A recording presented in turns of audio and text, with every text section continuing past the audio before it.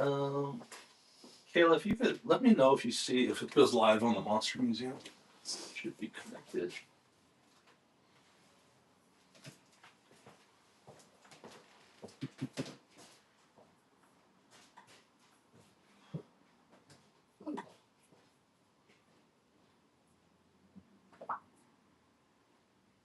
It says we're live.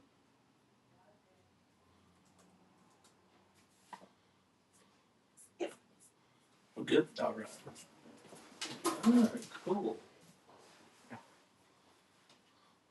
Good morning, everybody. Everybody's tuning in.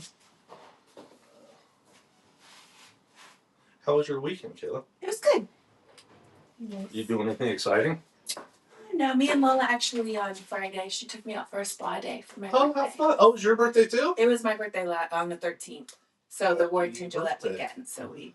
Nice. How did the Warrington? So your birthday was on Friday the 13th this year. That's awesome. How was the? You guys did a signing here, right? We did a signing with Warrington and movie screening and everything. That's awesome. Yeah, it was a lot of fun. How many seats are in that little theater? I think it's like 32. That's so cool. We sell 30. This is cool. Tom's got a little zombie hand here today. That's creepy. I think that's Bruce Campbell's hand. Is it really? I think so, yeah. Oh, Right, that's Bruce Campbell's hand. Yeah. This is Bruce Campbell's hand? Yeah, from Congo. It's being used. Oh my god, it's just sitting here. Like, I mean, come on, Tom. That's cool, huh? That's amazing, man. Look at that. So, did you make this for the movie? No, I was a kid during Congo. Oh. But it came home with me from a shop I worked at. But what a lot of people don't know, but some people recognize, there's a whole thread on this on Reddit or on the internet somewhere, that Bruce Campbell head in the Monster Museum from Evil Dead 2 is the life cast from Congo. Oh, really? Yeah. Who was? Should we not talk about this more? No, we can. I talk about it publicly. What happened? How did that? So I used to work at WM Creations, and they did the effects on Congo.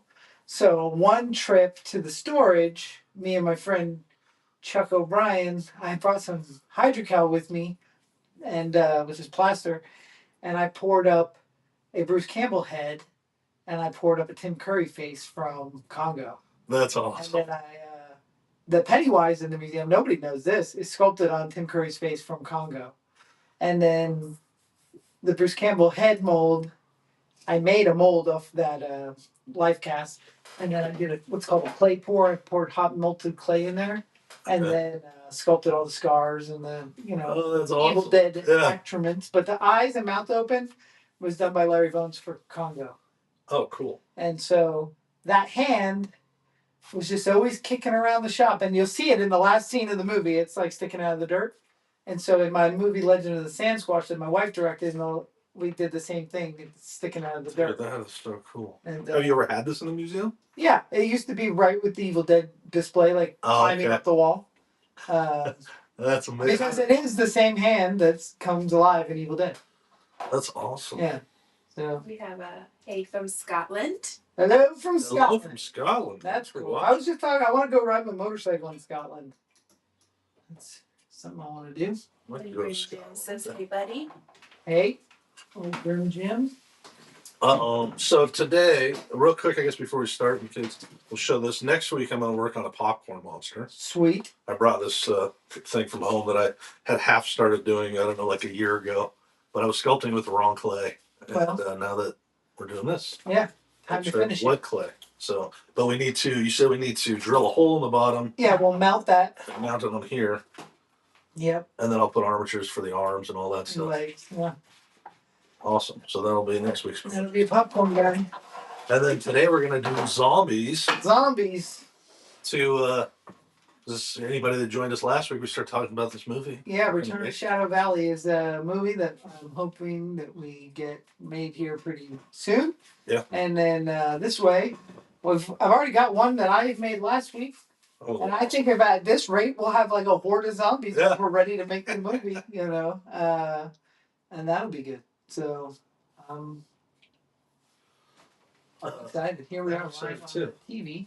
I've never sculpted a zombie. No, well, you did like the Sin City Award. Oh the yeah, I guess first that's true. or the Yeah. one rendition. Those Yeah. are zombies, but well, the cool thing about a zombie is you get to be as creative as you want to be. You know, Yeah, you got some good reference for skulls back there, so you can see that skull and kind of. yeah. I love that you You put know. this guy. What is this guy from? That is a piece I'm repairing. I have 4 of those skeletons I need to have repaired by March 1st, so that's kind of on the docket of get it done. Are they from your shop or are they for a No, customer? they're for a customer, a guy named Mo. He runs the pirate house, but he sold the pirate house and he's moved to Havasu, but he's Is still that the guy that had the house here in Vegas? Yeah. I went out there with Joe Lujan. Oh yeah, Joe was selling getting all his all the props and stuff. Yeah, Yeah. those are Mo's. I've Oh, got that's cool. I got a lot of his props, and we're close buddies. So I plan on fixing these for him. He's bringing them out to Havasu for his new pirate setup. Oh, nice. Yeah. We checked out. So you've been out to that house? Oh, I cleared out that house. Did you really? Yeah. It's so funny. I don't think I ever asked you. When I went out there with Like- Joe, I was like, I gotta ask Tom The about big this. rock walls in the haunted house. That's all. Oh That's wow. all from him. Most of the alien museum was Stuff from from him. Yeah. Yeah, that place was crazy. Yeah, and I have these barnyard animatronics that I got from him in trade to repair these skeletons. Oh wow. So Yeah, he had some incredible stuff. yeah. What was his thing? What was it? He was just like a event collector, center. right? Like, Yeah, he just likes pirates. So he made this pirate event center at his house. There's like a grotto. There's all kinds of, there was like a poker room, and it was just fun. did you ever film anything there? No, I never filmed anything there. We had planned on when we were going to make a movie called Fortunes of Fear. There was a whole scene in the belly of a pirate ship. We were going to do it over there. That's awesome. But that movie never got made, and our time with Mo's house. Yeah, that's a bummer. But it lives on. We got a lot of cool props in the museum Yeah. because of him. Not the museum, but in the haunted house. And then he's doing a bunch of stuff out in Havasu now and built a new pirate ship. That's So like the cool. mermaids on the front of his pirate ship, I made all that. Oh wow. And there was that was cool. Yeah, that's so cool. It was that house was amazing. It was funny because when we went out there, he had it up, was selling it, right, and getting rid of Yeah. that stuff. And I kept thinking, I was like, I would buy this house if I could. But I was like, I wonder how hard of a time he's gonna have selling such a unique The house. thing is, they have to take out most of the uniqueness to sell it. People don't care as Yeah. much. Like, there's only a few And of us that would want to live in that house. Yeah, My wife wouldn't have been one, so it never would have happened. Here's some clay for you. I like a lot of elements of that house, but I would have done a lot of things differently too. One thing I loved was the storage containers he had turned into workshops and storage and stuff. Yeah. Really, really cool. But All right. Is there any you have any tips as I get started here for how to we call it block out, right? block out, or To do clay it up. Or- Go big and take it down. You know what I mean? Yeah.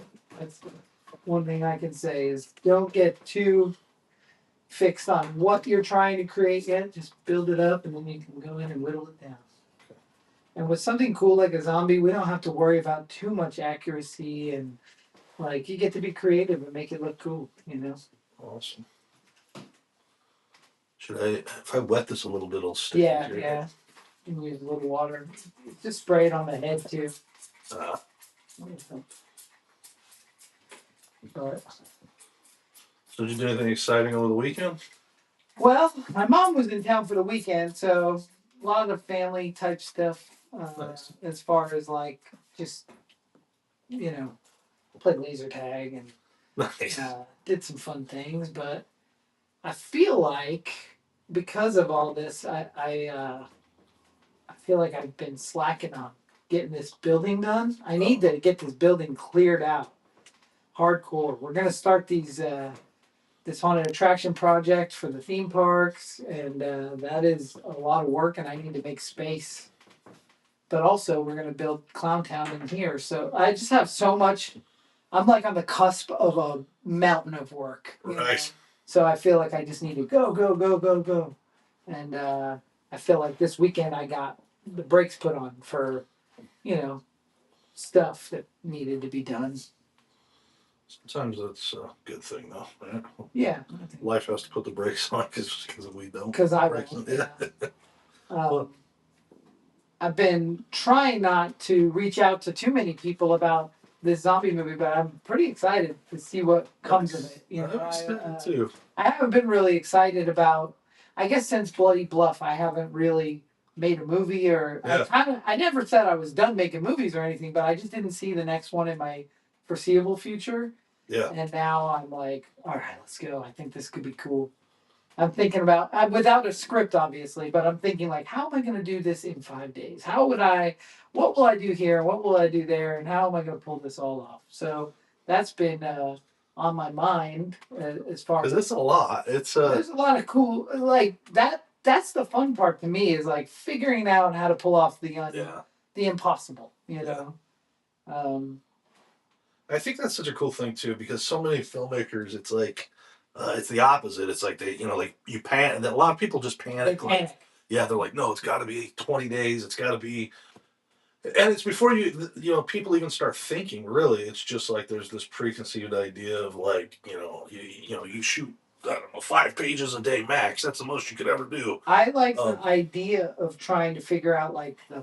I mean, I gave you a cast list and stuff. I'm like, I want to fit these people in. I want these celebrities. Like, I have ideas before I've even talked to them. Right. Like, how do we pull this together? Yeah. Because this is what makes something fun. For me, it is that challenge of like, we're gonna get this done. How do I do this the most efficient? I talked to Kayla yesterday, or not yesterday, probably on Friday, sometime around Thursday or Friday, and I was like, "Are you ready to go to this?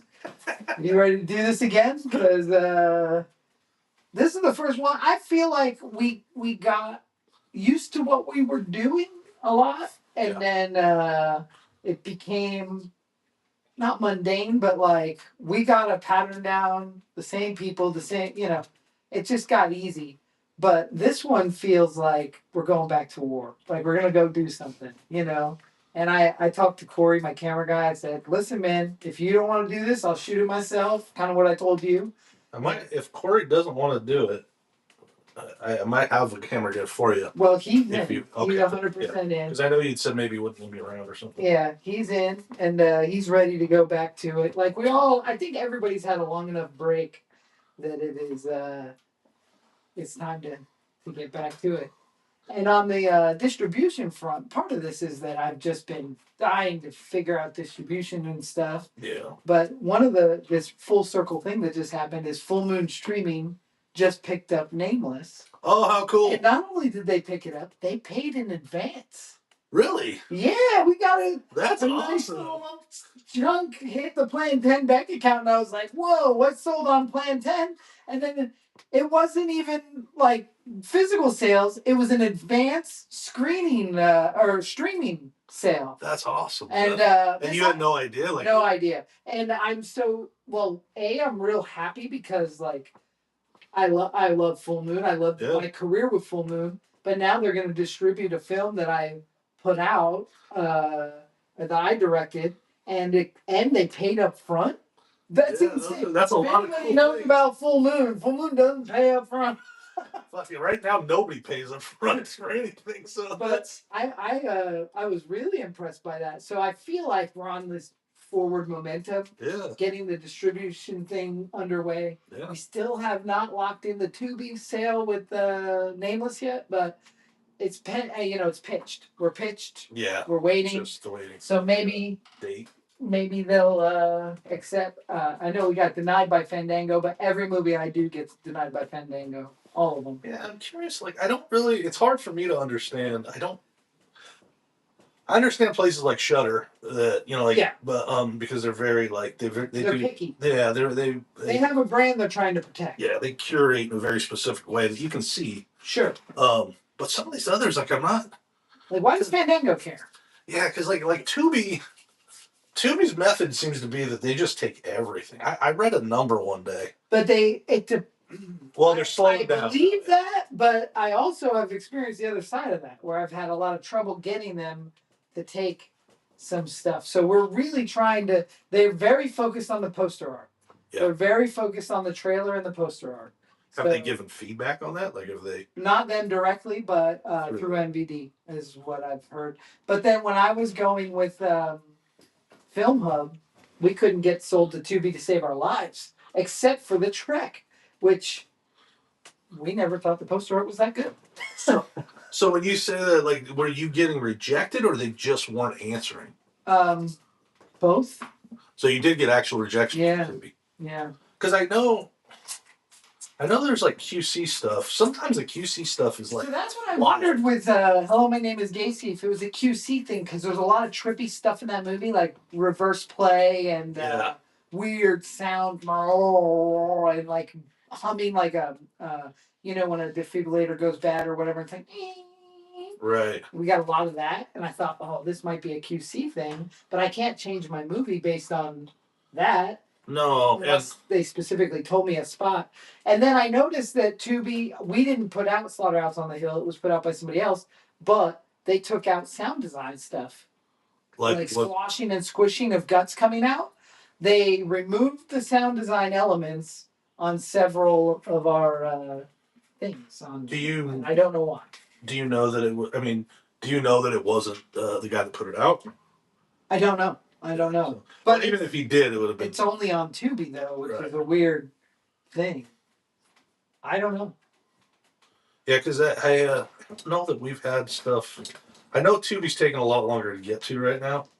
I think everything is just kind of, but like I said, I looked up one day. I was looking something up. I was doing like a pitch thing, and I can't remember that. Like Tubi has like I want to say, and I could be off on this, but like 100,000 films. Like it's insane. Oh my god! Yeah, it's huge, and I know at some point they have to back off. Like it's like at some point it's just so like I am curious to see. It does seem like they're slowing down a little bit, but I don't know. Well, I love Tubi. Tubi pays out better than any of the others. Yeah. And it's seen more than the others. Like there's groups all over the internet of Tubi movie favorites, and you don't see that with Fossum. Nobody's got a Fossum group, So I don't know. I hope that we can figure it out, and I hope that it. I don't know. I hope it sticks with it, and we can make something happen. So right now on Tubi, you have Slaughterhouse. I have Slaughterhouse on the Hill. Teddy told me to the After Dark. A version of Gould Creek that's not my version. It was a previously distributed version, and I don't prefer that one. What was different about that one? So the producers that made that movie did horrendous sound design. They also did this thing. I had actually I'm wearing the shirt. This Munster shirt is in the movie, and they put like a floating black box over it because they were afraid of something. Right. So I've gone back and restored the whole movie back to what the original vision was. Gould Creek was a movie directed by my wife, but our vision was not represented in the final product. Right. But we have now fixed it, and we've retained rights now. We own it back, and so we put it out in our own way. It's not been re-released to 2D yet. Also, they changed the title to Creek, which is the dumbest title of all titles. Gould Creek is a play on words between ghouls and gold. And it's about this like greed that gets inside you when you're panning for gold, and it's kind of a Scooby-Doo type film. It's really fun. It is fun. And oh yeah, you have seen it. I like it. So that movie was not represented correctly on Tubi. But then also Legend of the Sasquatch is on Tubi, but it's not us. I don't know who's got it out there. And that was an older one too, yeah, right? That's the first. And we have the Trek on there, and the Trek does really good on Tubi. That's actually one of our biggest makers, which is funny because it's one of our older movies, but that movie makes more than anything we have up there. Yeah, it's crazy. And that was through Film Hub. Right. But then Film Hub let us down on the other ones. So you never know, man. You just never know. And so, when you say they let you down, it's just like they couldn't get it up. It never placed for a year. We didn't place Nameless or Gacy, like anywhere. And so finally I paid the $100 to take it off Film Hub. Now there's a rumor that Film Hub is creating their own hurts. Their own streaming site, and maybe they're holding back on placement on things because they want to place their stuff on their own site. I don't know. I heard a thing, and I read briefly, but I don't. But I heard something where they're trying to. I heard a rumor too that they're trying to become more of a because what they are now is like a mass aggregator, They're an aggregator, but yeah. more of a distributor or something. Yeah. And I don't know, man. If they do that, it seems to me like I don't understand. I think they kind of had something that wasn't broken, and I wish they would have just stuck with it. But you know, what do we do? Yeah. We adapt. Well, again, there's just something else always pops up, so that's the cool thing. Well, hopefully we can get on whatever next is. Yeah. But for right now, I went back to MVD with my tail between my legs, and we're doing good. So. But you don't give them physical, right? I don't give them physicals. If they asked, I don't know that I would either. Yeah, I think when I chatted with them a little bit about it, it's like they have a big, they have a cool website. There's tons of stuff, Yeah. But it's just the whole physical system to me is like it needs to be redone. Yeah. And I think what you guys do by yourself is better. Well, I got some cool stuff that's going to happen with the physical media. Stuff that you and I have talked about. Oh, it's super cool. Very, very, very cool. That'll be awesome. We can share that. But I'm telling you, when we do it, I don't know if there's any way to protect that, like patent or copyright, because I don't know how to do that stuff. Yeah. But I guarantee you, within 2 years, we see a lot of other people doing it. Right. Because what it is just too perfect. It breaks every excuse at the convention table of why you can't buy physical media. Right. There's just something very cool about the fact that I don't want to quite talk about it yet, but it's a game changer, really. I mean, it's so funny how it came up in a weird passing conversation between me and you on camera. Yeah. But it's like the more we get into working on it, like Chris is building the structures. It's like, dude, this is brilliant. Right. And it looks cool. Like, it's so cool. It's a 2-for-1. And keeping it affordable, it really is something that is going to, in the next couple of weeks, we should be able to announce this and show this and start pre-sales. And it's going to change the physical media game. I think in independent, a way to get your independent films out. I mean, if I had any gumption or like more drive, right, I would approach other filmmakers and other companies and say, do you want us to do this for you? But I can tell you, certain people like Full Moon will be doing this by the end of next year. And without a doubt, because it's going to be the next form of collectability. Yeah, and that's another. I just can't imagine why it's taken so long for me or anybody to come up with this idea. Never been done. I just wonder if I could do like a press release with Bloody Disgusting Fangoria, Dread Central, and announce it, But the thing is I would really like to protect the idea somehow. Yeah, I mean, I know that, like, if you talk to the right kind of lawyer, they could tell you if it was. Yeah, I just don't know. Actually, you could plug that question into ChatGPT and get a pretty decent answer. Oh. Like, because I've asked it about legal stuff before and helped it. It's like, it's pretty cool. Like, it will give you, especially, like, I think something like that it could say pretty quickly. Like when I was making designs for my Creepy Popcorn shirts. Yeah. I did I did all these designs that are, like, based on classic characters and different things. Yeah. And when I was showing one of them was like, Frankenstein sitting and eating popcorn. And I didn't realize that I knew Frankenstein was an IP or whatever, but that version of him with the flat top. Oh, that's a universal IP. Yeah, and I didn't know that. And then fast was like that. It was like if I was just making a small Etsy store or something, I think people do that stuff all the time. But it was like if you're trying to do something that with longevity, better, yeah, you don't want to like. So either way, it was cool because it was able to not only tell me like exactly what I was. Where I was going that I shouldn't, but then also where I should go that would be more safe. And sure, it was cool. It was just useful. And I mean, you'd normally have to pay probably a good amount of money to a lawyer. So that's a good thing. That's kind of my problem. I never want to pay for the thing, but it would be kind of interesting to trademark this idea in case Sony was like, "Hey, I want to do this." And then Yeah. you're like, well, The that's fine. We'll license you the idea and you can pay us, you know? That would be very cool.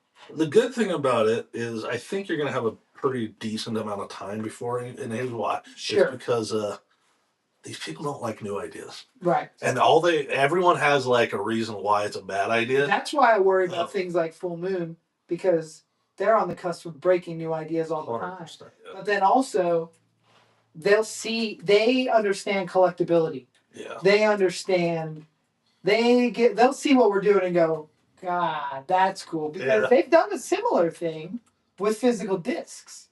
Oh, okay. But nobody cares about the disc. You know, that's the thing. So it'll be interesting. It'll be an interesting experiment. And it don't matter if you protect it or not. Full Moon's gonna make something, they're gonna make it anyway. That's fine. But and that's what I love about them. They're truly independent. That's one of the cool things about Trey. He does understand fans, and I mean that's yeah. like I think that's they would have had success, or they have anyways. But it's like I think that's a big part of his success. Is like make stuff for fans. Because he's a collector. He collects. He collects all kinds of cool memorabilia and things from his travel, and he's really into vintage magic and vintage showmanship. He has a huge collection of artifacts and Houdini and Oh, that's cool. Stuff like that.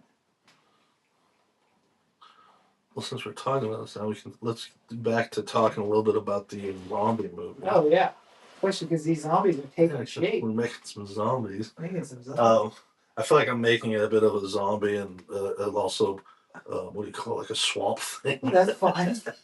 There's a lot of things. So should I? Are you? Yeah, you're wrapping the whole head. Should I wrap the whole head? But you just don't do a neck on yours. Okay. Because that gives it much more flexibility for movement to put that on anybody. If it just ends around the jawline and the bottom of the skull there. Like here. Yeah, you can go all the way to the neck, like where it's at its thinnest point. Okay. And then we'll be able to stretch these over. They'll fit most skinny people. I will only be casting extremely thin people to play our no chubby zombies. Our stock zombie. Oh. Well, there could be like the dudes that get a bite. Right. While they're cast members can turn to zombie. They can be chubby, but if you're coming out of the ground, you got to look like that guy behind you. So I got a question about that because I'm working on the script. You've seen I've sent you some stuff already. Yeah. And so good.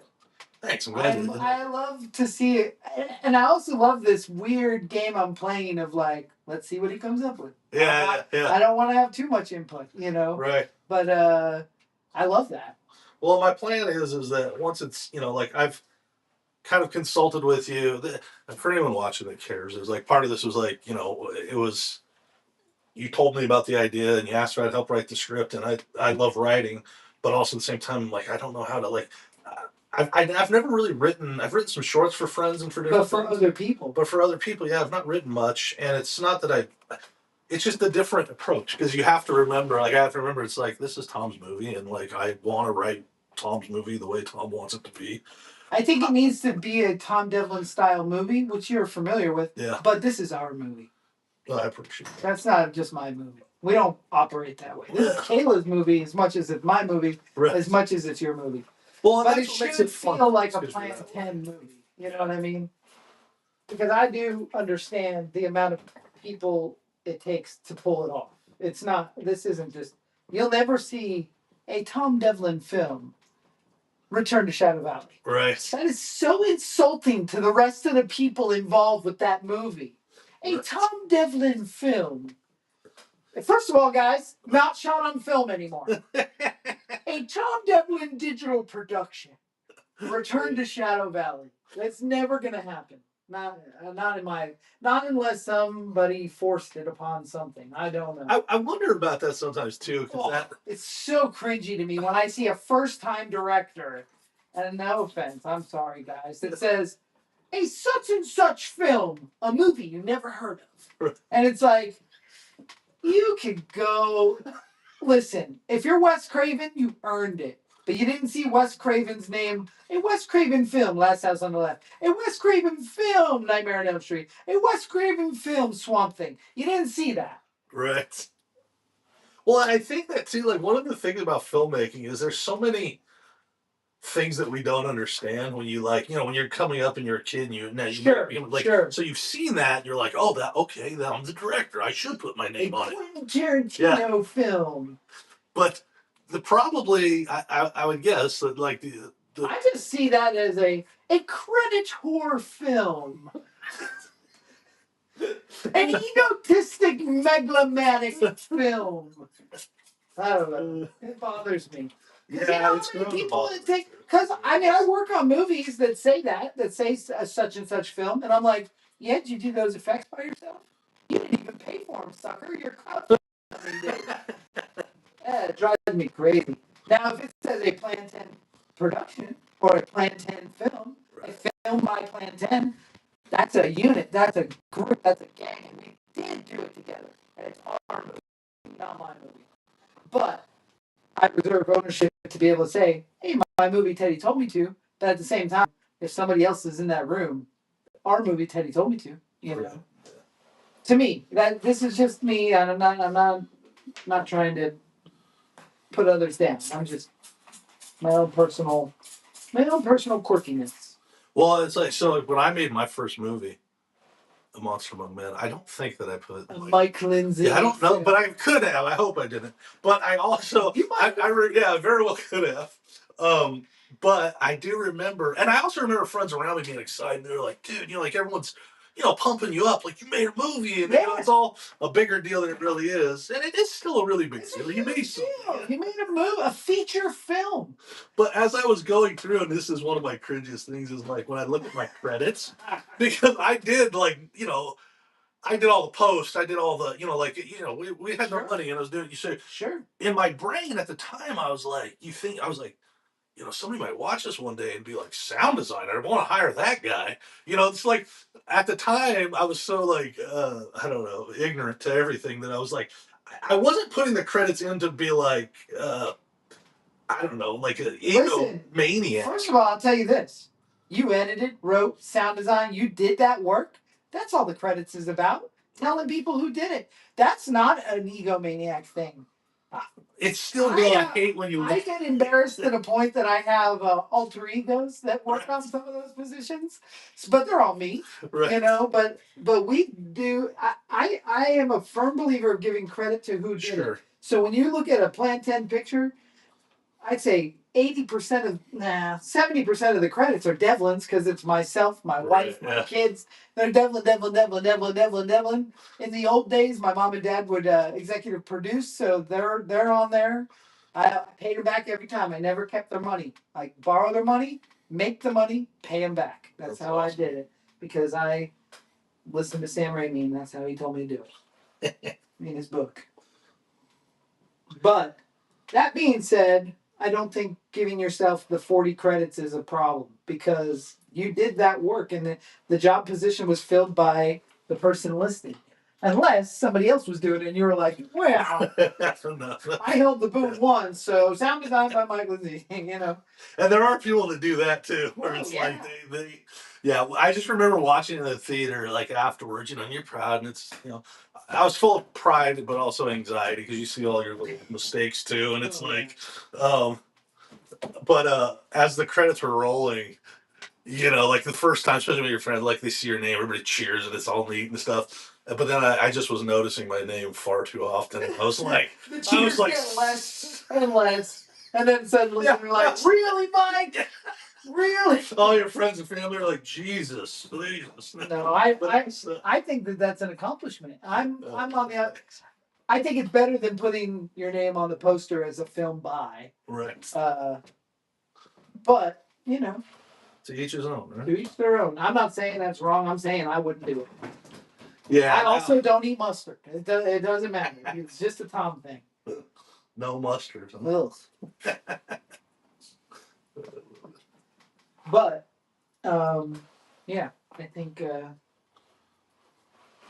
So as we do these leading up to making the zombie movie, we talked a little bit last week about doing a crowdfunding campaign. Yeah. And I think that as long as you're on board, I've given it a lot of thought, and I've bounced it off a lot of people, and I told them my change in opinion, which you have a way of doing with me because, like, I was super anti-AI when I started, playing around with it, and now I'm not. But I feel that way about this. I don't think that I'm okay with crowdfunding in all situations. I am totally okay with it in this situation because A, I'm working with you, alongside you, doing it, by you being kind of the figurehead of that, and I don't feel like I'm being as much of a hypocrite. But then also, like I said before, this is a movie for Jason Wallace, and he is very pro crowdfunding. He's been on both. He is a part of somebody who donates. So for him to actually receive that back, all the times he donated to get this movie made in a way that rewards him, I think that really to me makes sense. And if I'm just justifying it in my head, that's my prerogative. I don't know. Well, and it's right to, I mean, the best thing we can do as humans is to change our minds, you know, in a good way. You know what I'm saying? It's like a lot of times things hit us, and I, to be honest, I didn't crowdfunding when it first started. I was excited about it. I was like, this is pretty cool, but there's so many bad examples. At fast, I was like, oh, this is terrible. I just didn't see. I don't know. I'm late to the game on everything, man. I'm always late to the game, and I feel late to the game on this. Well, and I've still never done it. I'm late to the game on YouTube. I'm late to game on everything.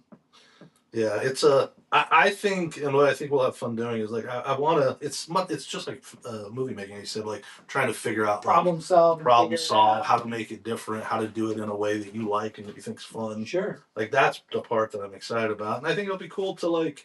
We do this every Monday, so from now until we shoot the movie, do a little update. We'll be chatting. Yeah, we can chat about it. We're making the zombies that are going to be in the movie. Yeah, I think that's really fun. I'm loving that last week I made that first zombie. Yeah. I'm gonna get this one made now, and then like I could just see by the time we shoot this thing in June or July, which is my goal, that we just have a horde of like a literal horde of rotten corpse zombies. Because that was the other thing too. Is like when I know how fast you shoot and how I know how you work, and so when you were like talking about this, I was like, I want to see a bunch of your zombies in this movie. Yeah. But at the same time, I'm like, there's no way. Like it can't be. Like because there's not time or whatever. But like. I'm so excited as we talked about that and the fact that you plan.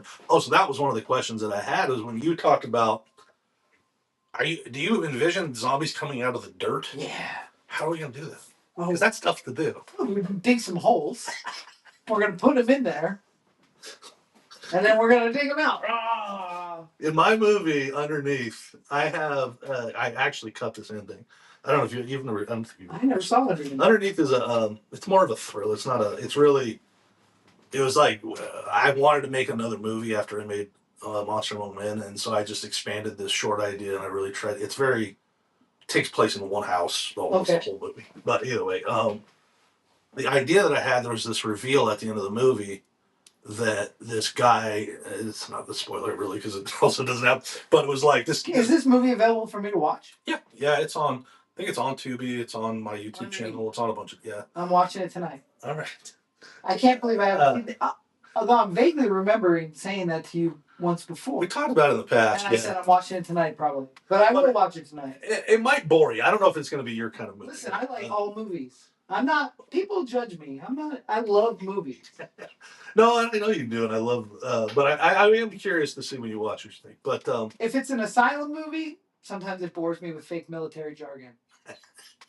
That's a fun thing. But if there's gadgets, then I'm okay with it. Right. Like as long as there's like a prop made out of like a big shaver or something, then I'm like, oh, that's cool.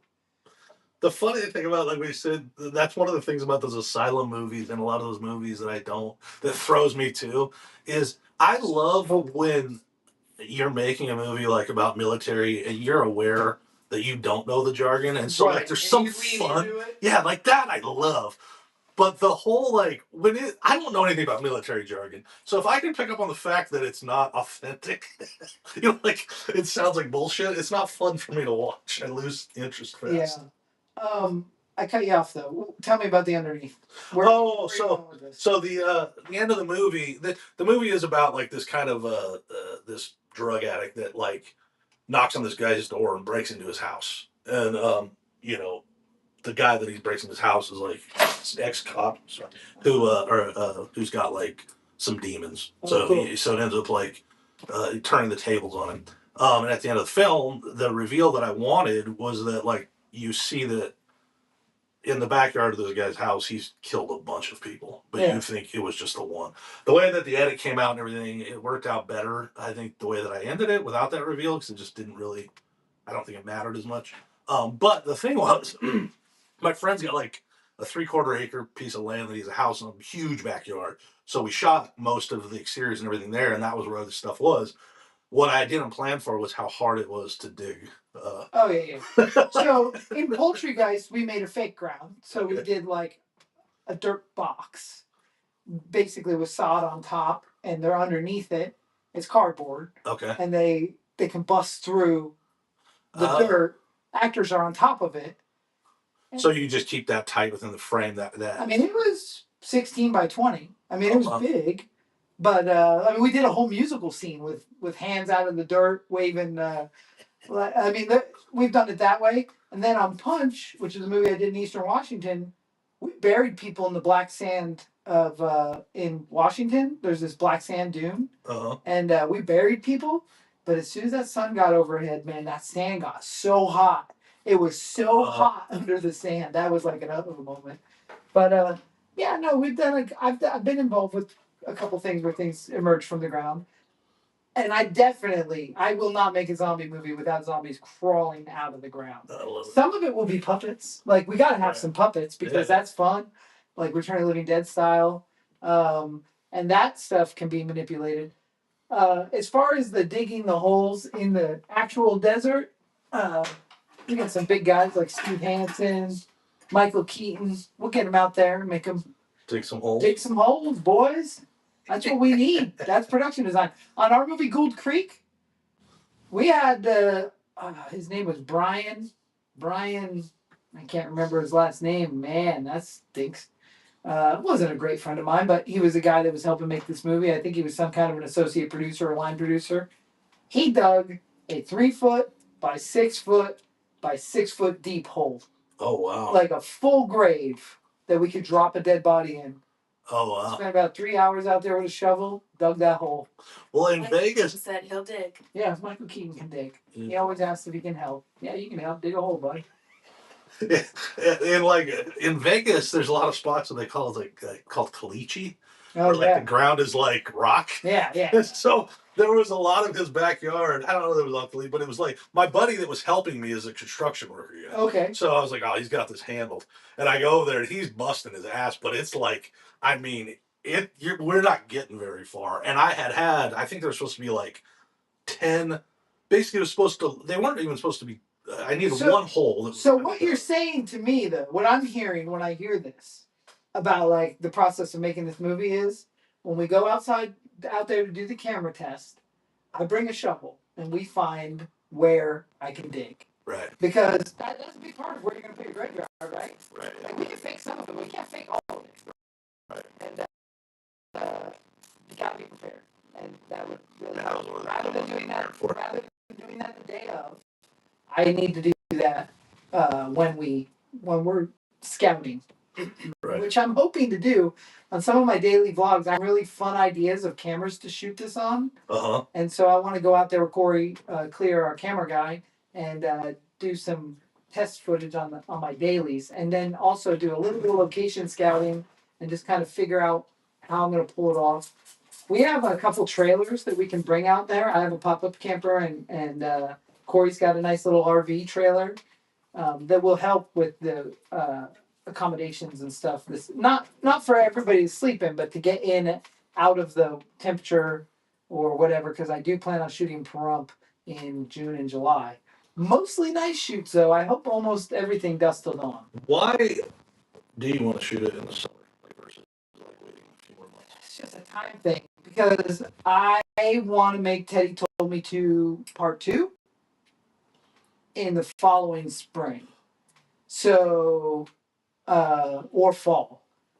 I'm just trying to get this movie done. That's all. Right. It's a time thing. And I find that when we put things off too far, we never make it. We find something else to do. Yeah. So because it's hot on. And also, I want to shoot night shoots. Like, I want this to be overnight shooting. So So what's the timer you're thinking? So we want the temperature to not be freezing. I would much rather be Right. warm in the nighttime than freezing and trying to make it to morning. You know what I mean? Yeah. That there's nothing worse than the sun right before it comes up and you are ice cold.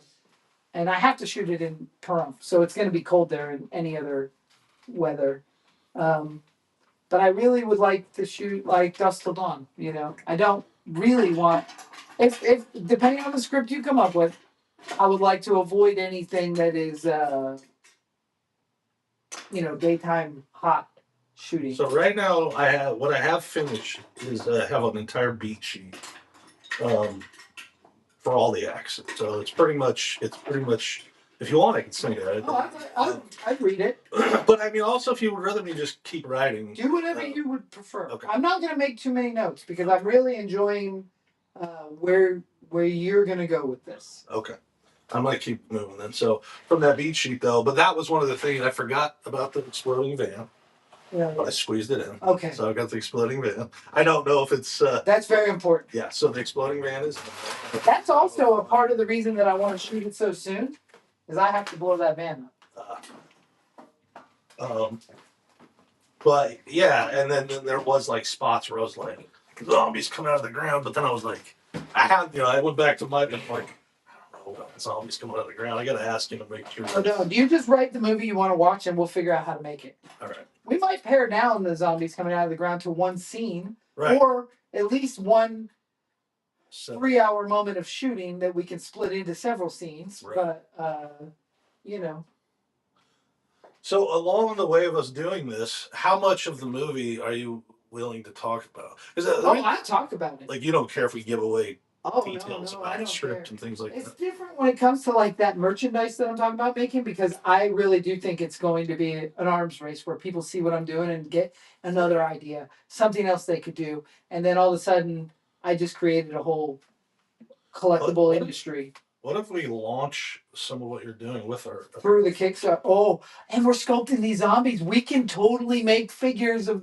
Oh my gosh, Mike, you're brilliant. Brilliant.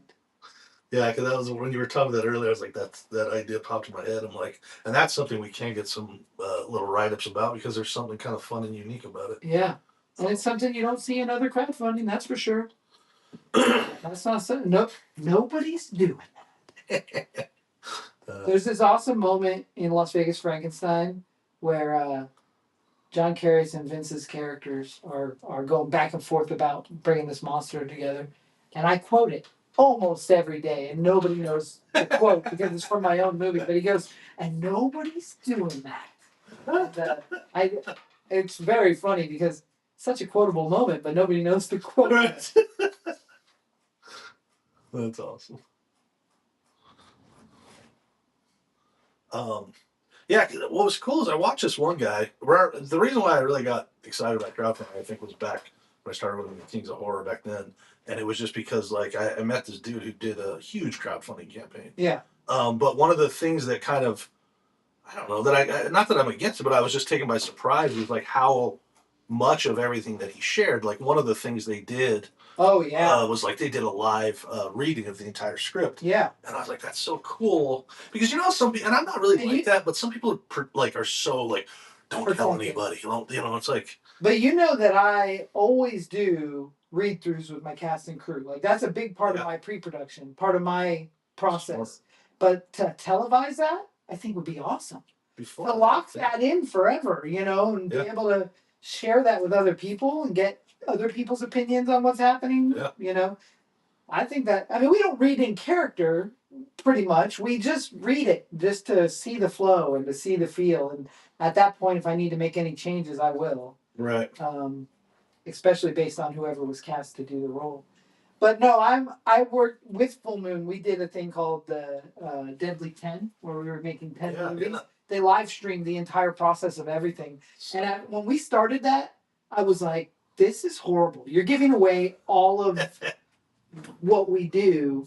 But by the end of it, it was really cool. And to meet people at conventions that took that journey with us. That's why like stuff like my daily videos make sense to me, because I learned that I was wrong, and this is really fun. People like to enjoy what you're doing, even though I don't know how anybody wants to follow me to a junkyard or the Goodwill, they certainly do. And it's become very regular for me. But that's that learning to adapt and realize I was wrong about something, you know? Yeah. That was. So the one element that I'll talk about a little bit is like the one thing that I put in that deal that I sent to you that I'm kind of leaning into that I like was the element of like the that like the idea of what this guy's doing of drawing people to the thing Yeah. with the music with like the kind of Yeah, it's like I love the old punk song about it. I also have a name for the guy. okay If you yeah. Malice Kruger is I the love name. That's a character. I've been writing a musical. It's called Young Punks and the Soundtrack of Our Lives. And there's this like mythical figurehead named Malice Kruger that's somewhere between Alice Cooper and Freddy Krueger.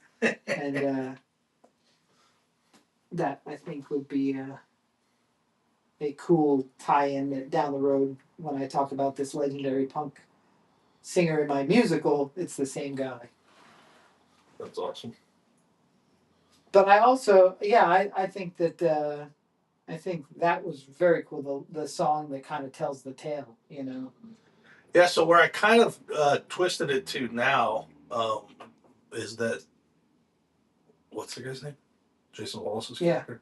Jason Wallace. What? It's should not forget that. It's funny I didn't put that together till as I was asking you what is Jason Wallace, and I remember I was like, Jade, but basically that he is the he's the guy. He's the guy. Yeah, I get so that. I don't know if I had connected that before. But I connected it as I read it. It's never said, but I got it.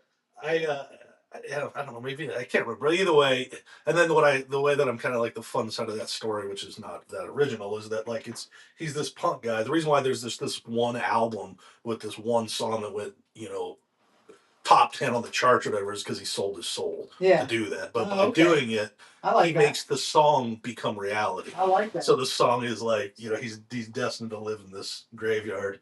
And all of his bandmates had no idea, and they all turned into they're like the first earliest ones. That's awesome. And so he's just alone in this graveyard. But I don't know. That feels very Plan 10 to me, and very like fun, and that spirit, all that stuff. And so that's why I am really excited, like writing it, having fun working with it, because I love that stuff too. I think that could be really fun.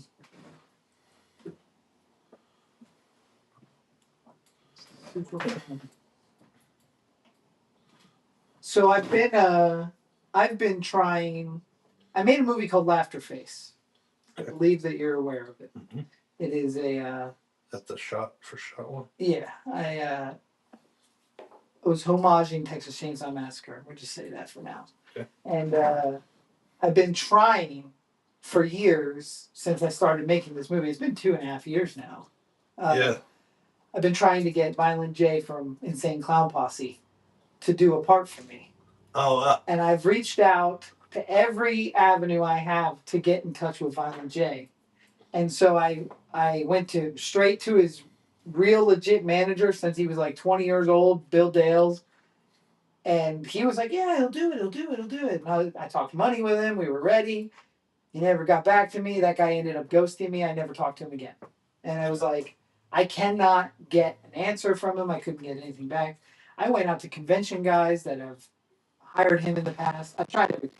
So this morning, I bought a Cameo. I went on Cameo. I gave him the dialogue I want him to say. I paid $250. That's amazing. And I am hoping, I don't know because I never did a Cameo, but I'm hoping I get back exactly what I wrote on that paper. But if I don't, whatever I get back, I'm using. As long as it as long as. Are you able to use that? Does he like? Do you? I don't know. Do you? Do you disclose that? There is a specific rule that it says on Cameo when you purchase the thing that this is not to be used as promotional material or an advertisement. Well, I'm not making promotional material or an advertisement. I'm making a feature film. But I just needed him to narrate one part of that feature film, a very important opening scene similar to the John Larroquette cold open. I need that voice that people that know. and they'll be like, "Oh, no way!" I mean, that opens the movie, right? Like, I'm in for something wild because this guy. I even tried. I wrote him a letter. I said, "Listen, man, we met. I worked on. I was a piece of a movie called Death Racers, that stars. It's Death Race 2000, but with ICP as the leads. Oh, and I get my head cut off by Shaggy, and I told them all that. I was like, we're from the same world. Please get back to me. I could not get this. Could not get in touch. His ex-wife, not his ex-wife, his widow wife. He's a widower. His passed away wife was on Face Off. Oh, really? I'm on Face Off. I'm like, listen, man, like makeup artist. What's that? She a makeup effect. She was, yeah. And I just could not get an answer from her. I could not get through. I could not get through to the Duke. So So you paid for a cameo. I paid for a cameo, and I'm hoping that I get something useful. You're hoping he's not watching right now. But what if he's like, I ain't reading this shit, yo. Happy birthday, motherfucker. Like, you know, and I'll just put that. Whatever he sends me, I'm like, I paid for it. I paid for it. It's going in the movie. Yeah, it's funny because I was, I don't know if you noticed, like there are, well, I'm sure you have noticed, but like there's some people that use cameos to like sell crowdfunding cameos. Yeah, you're not allowed to do that anymore. Yeah. And you're not allowed to do like, I love this energy drink, and then plug in your energy drink. You're not allowed to do that. Yeah. Where video games got in trouble, my wife was telling me, like, people are like, I love playing this game on my phone. This is one of my favorite things. And then they just plug in their app that they made. Right. But they use that cameo over and over and over for different apps. And it's just, it's not realistic. You know, they don't want to be represented as liars. So anyway, I'm hoping that they play nice, and I'm hoping that I get what I need. I would have paid him more money outside of cameo. I offered Bill Dales $1,000. So what if you tried this? Like, what if you tried after? I mean, I don't even talk about it because if it's like you're comfortable doing what you do what you do. But yeah, I mean I did look into it when I saw people doing that with the crowdfunding. I like looked into it and read about it, and I think for a minute they actually had an option. Maybe they still do, where you could pay extra if it was some sort of like promotional thing or for something. They now say absolutely no promotion. Okay. I did pay extra because they only allow 250 characters in your instruction of what to say. And I had to pay $60 extra to get another 400 characters. And I had 660 characters or something. So I paid extra to get the words in that I want. That's why I'm like, I think he's got to say what I wrote because I paid for that. Do you think that it's obvious that it's like gonna be in something? I told at the beginning, I said this should sound like the beginning of Texas Chainsaw Massacre. I don't know. What can you do? Only thing they can say is no, or you can't use this. I mean, wouldn't they have to give me my money back then? I don't know. Whatever. We're gonna find out. I'll keep you updated. I can't wait to open that inbox though, and it'll be like, "Yo, this shit was fucked up," which is exactly. I wrote this awesome thing that is like I love Violent J, so I wrote it to me in Violent J's voice. Right. And I hope, and I put this should sound like the beginning of Texas Chainsaw Massacre, but add your own flavor. Right. Well, I hope it works out. It sounds like fun. I do too. And Laughter Faces, I got it off to my big time editor, Caleb. He's going to help us out with it a little bit and do what we call the old sloppy to poppy. That's when he takes my rough cuts and makes them look decent. Sloppy to poppy. And we'll see what happens, man. I'm so excited about this movie, this little tiny movie. And I think that it, to me, is maybe my favorite thing I ever made. Maybe. Yeah. I always say the After Dark, but once Laughter Face comes out, I don't know, man. It might shoot up the chart. Yeah, it's just such a friggin' fun time. All the people involved were so fun. Earlier, you were talking about how you got, how you'd made so many movies, and then you never said you were going to stop. But I was burnt. But I you was were burned burnt out. Yeah, I needed a break.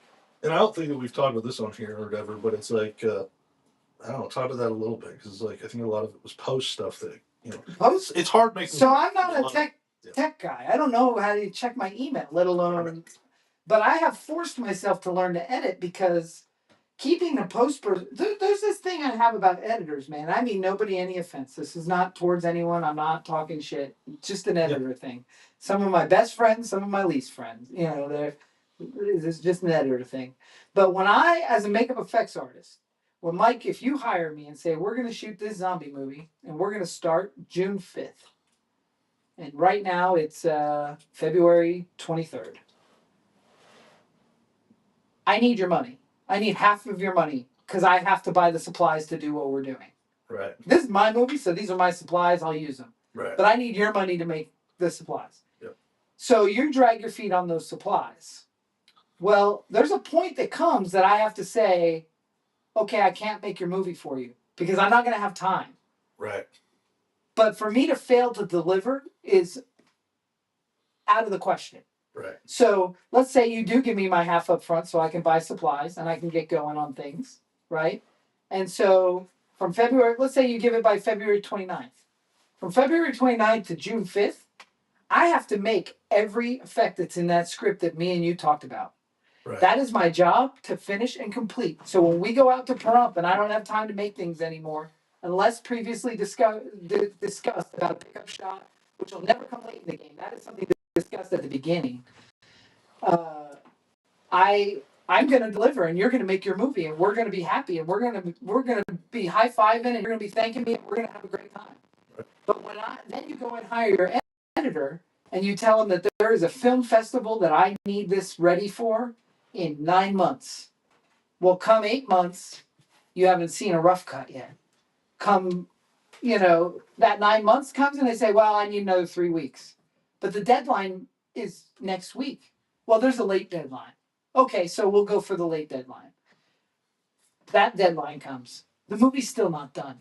Like an editor, every post person I know, there is no accounting for their. It's not an estimate. You tell me we're shooting on June 5th. If I don't have zombies there, the movie doesn't get made. Right. You are disappointed as a director. Your cast members are wasting their time. Yeah. If there's no fix, now sometimes something doesn't work and we have to work around it and fix it. That's fine. But to not show up with the product is unheard of. But when you're hiring a post-production team, whether it's sound editor, an editor, or a color correctionist, when it gets time that movie's supposed to be done, the night before they tell you, I need 3 more weeks. Yeah. I mean, I would say if this happened one time, that was a bad experience.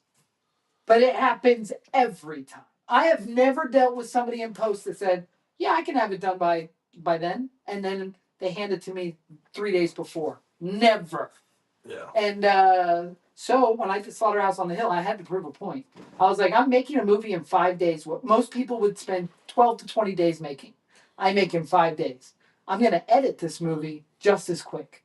So I went in the cabin every night. I don't even know how to check my email. Like I said, I can barely do Facebook. And I used DaVinci, and I edited that entire movie. And then I hit something wrong, didn't save something, and I lost the entire movie. Oh. And then I edited it again. I locked the door and put a sign outside. I said, don't you dare knock on this door. Leave me the hell alone. And I edited the entire movie a second time. In 3.5 weeks, I edited the movie twice. And then I had Corey Clear do some sloppy to poppy, and then we finished the movie. But if I had to count my actual hours, I only had 28 hours into that edit. Okay. So both times. So that's less than a 40-hour work week. You know what I mean? Yeah. It was 3 all-nighters, really.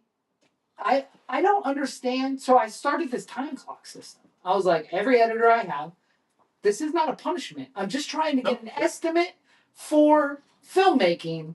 You punch in when you start. If you go away to the bathroom, you punch out. If you go eat something, you punch out. But when you're working, you punch in. Yeah. Do you know that the only person I ever hired, and I hired editors, the only person that ever punched that punch clock was my wife.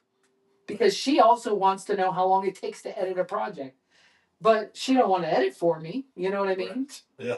So the post-production has kicked my butt because I'm ambitious. I'll make another movie tomorrow. Let's go. Yeah. But we can't just shoot them all and put them in the can. That's what we're trying to dig ourselves out of. Yeah. Finally got Bloody Bluff done. Waleed says he's done with It Steals Your Skin. I have not seen an edit of it. So as the producer of the movie, he's not done with it because if I watch it and I want to scrap the whole thing, he doesn't know how to show his work. He can't show his work. He just wants to impress at the end. But when you're working for someone else, this has driven me to never want to produce somebody else's movie. Because I love Waleed. He's my best friend. Yeah. But this is not how you work collaboratively. It's not his movie. It's my movie. It's Jeremy Hirsch's movie who paid for it. We have investors. You know what I mean? If I watch that film and say, it just doesn't have the flavor of a Plan 10 movie, this is a Waleed Achi movie, he's not going to buy me out of it. You know what I mean? Right. So I have to then have somebody else fix it. So because of that fear, he won't show me the movie. Maybe. I don't know. I don't know why he won't show me the movie. Right. But it's supposedly done. I don't know. He needs Lola to write a piece of music for him, but he won't send her the shots. Or he hasn't sent her the shots. And there's no time to like sleep on it now. We're way behind. Way behind. Right. But as soon as It Steals Your Skin's done, Laughter Face can be done. And as soon as Laughter Face is done, we can make Return to Shadow Valley. Because I no longer want to have a movie wrapped up in post while I'm working on another film. So for Return to Shadow Valley, and I'm sorry I'm ranting. This is just No, because the most frustrating part of filmmaking to me. Yeah. So for Return to Shadow Valley, every night we will shoot overnight from dusk till dawn. It will be 12-hour night shoots. That's what we're going to do.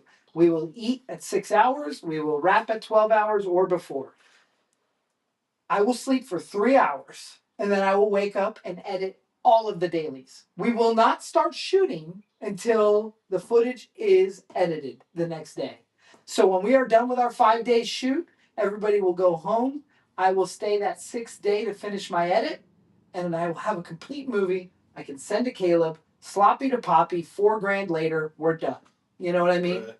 Maybe 5. I don't know how much he'll charge me, but somewhere in the neighborhood Right. of $4,000 to $5,000, which is why another reason I'm okay with the crowdfunding, because if that can get Caleb paid, so he doesn't do this as a favor, but he does this as a job. He's a union editor, man. He makes so much more money than that, and he deserves more. He's smooth. He can edit without looking. You know what I mean? He's fluent. He's an editor.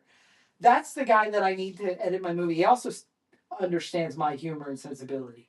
Right. So you don't have to do a lot of. And he gets what I'm doing. When I tell him I want this to feel like Return of the Living Dead meets The Dead Hate the Living meets the original Night of the Living Dead, he's going to give us that.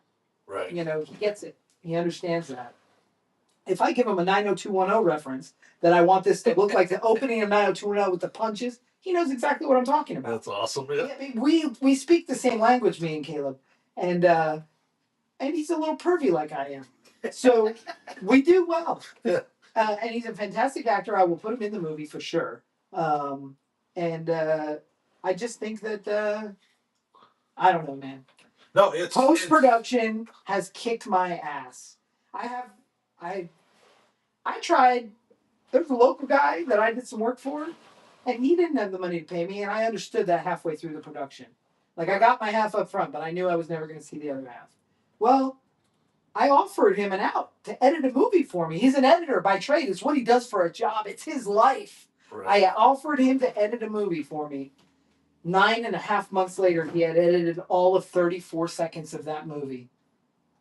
I never got my money, but I also never got my edit. So now it's just one of those things. It's like, this is the weirdest thing about somebody that's in post. If somebody told me that I could sculpt you a monster and you don't owe me $5,000, done. Right. I'll do it. But here's the thing. So I can and that's sculpt the it reason in why I 3 brought it up. days. Is like this thing is the normal in filmmaking, and This isn't just me. No, this is it. Yeah, and I didn't know that because my wife is an incredible editor. But now we have 2 children, and she juggles 2 businesses on top of it. She can't edit 12 hours a day anymore. No. So that's the problem that we've hit as of recent endeavors. But it's like it's a good if there are filmmakers watching this or ever do listen to this, it's like it's something that you're not prepared for when you start. You have no idea. And the truth is, when it comes to editing, there are a lot of different styles of editing. Sure. And so even when you brought the comparison to making monsters, what wouldn't happen with you is if I said, Tom, I want you to, I think earlier you had said you're not really good at sculpting little things. Yeah. Like it's not your expertise. But because you're such a great sculptor, if I came to you and was like, hey, I want you to make me a micro, hyper detailed action figure, part of your brain would be like, I'm a pretty good sculptor, but you know That's your not what I do. limitations. That's not Yeah, what and I so do. you would say no. But a lot of editors just think because they don't really have they edit freelance, they do so many different types of edits. Lots of them have never really worked on a movie. They're So they also don't know fighting to get a job to pay bills without Yeah, thinking yeah. about the job that they're taking. 100%. And that I have a huge problem with. I mean, I've done it in my life. I've had to figure it out. The whole fake it till you make it. I hate that term. I don't fake anything. I'll take a job and figure it out. Right. But like, here's the thing.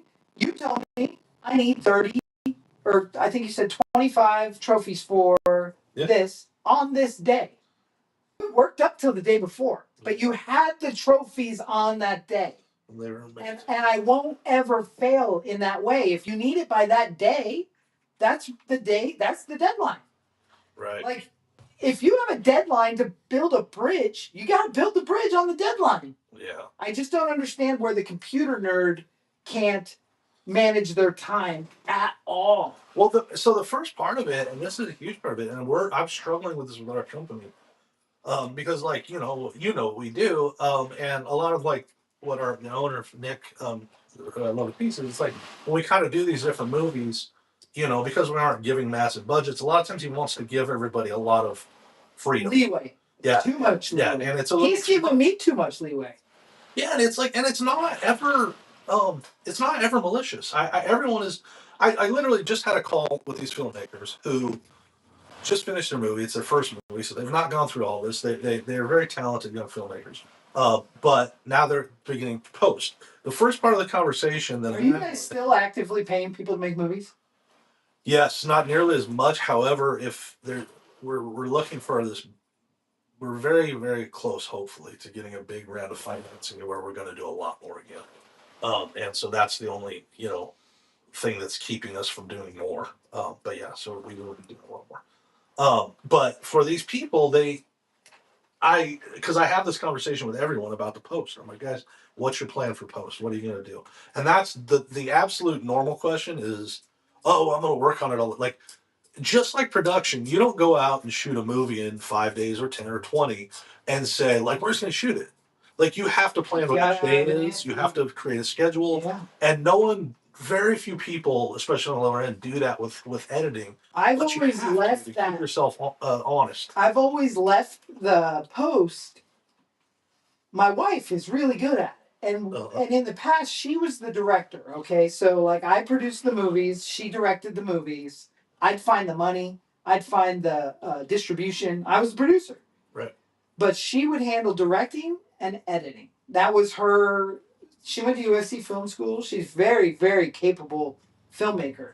And so I was spoiled early on because she wanted to edit her own movies. The only one she didn't edit, Gould Creek, we weren't happy with. Right. So in my mind, that piece of the puzzle was always covered. And she doesn't make she might make a journal plan or something for herself that she knows that we don't talk about or share. We just, but then when it came to doing stuff for other people that I was directing, now I'm not her. Obviously, I'm not as patient as her. I'm not.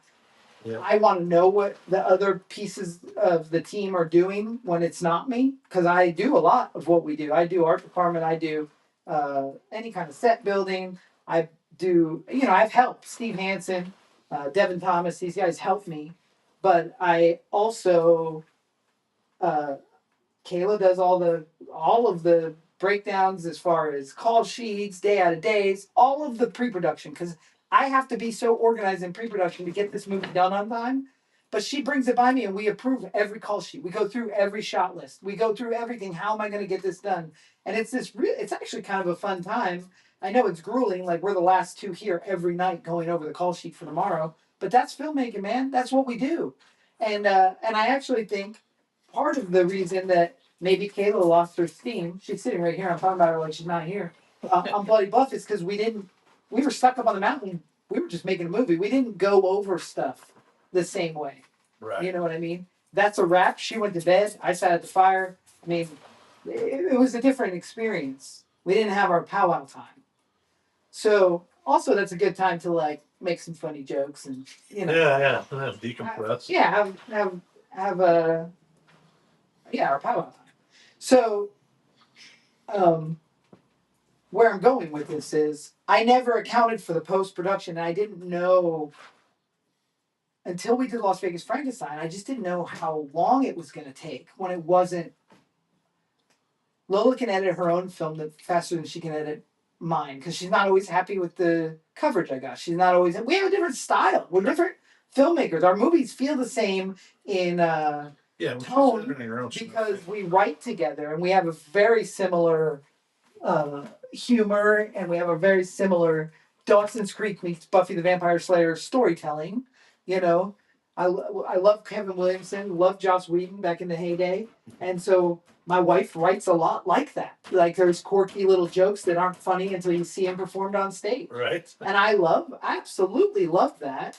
So but I never think about the post. Now I do, obviously, and we've learned our lesson on both sides. Like she can't be held responsible to do everything I need her to do, and I need to find that person that can. Caleb Emerson is the best editor I know, but he is a busy guy that edits real movies, and I don't want to be put on the back burner. I want to be foresight, you know. Yeah.